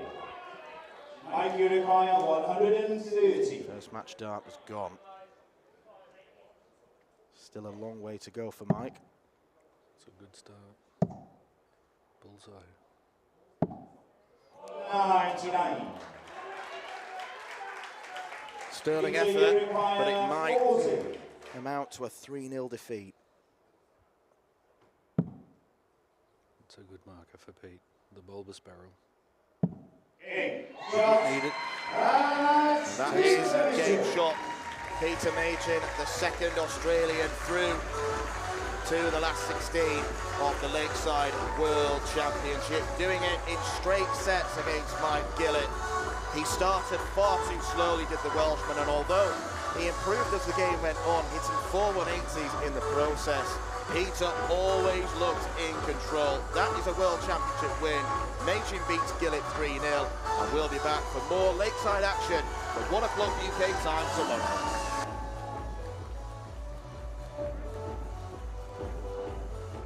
Ladies and gentlemen, keep the applause going for Mike Gillet!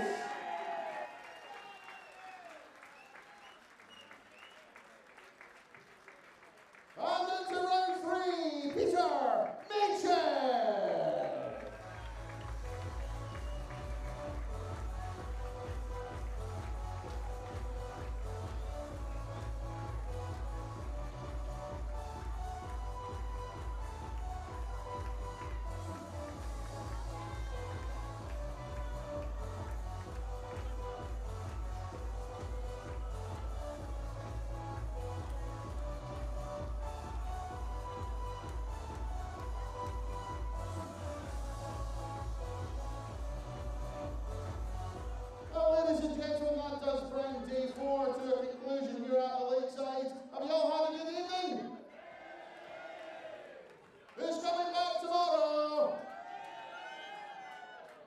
Fantastic. I look forward to seeing you for day 5.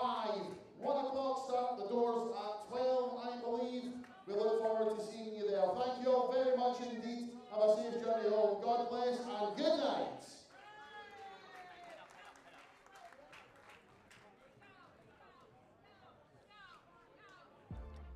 The 46th annual Winmore Fleetwood Memorial Las Vegas Open will be held from January the 17th till the 19th. Sin City welcomes you to come and play in the entertainment capital of the world. Men's and women's champions win places at the 2025 World Championships. The Romanian Darts Festival is held from January the 24th till 26th. Join the party in Bucharest, register to play by Wednesday 22nd of January and kickstart the new WDF ranking season in historical Bucharest.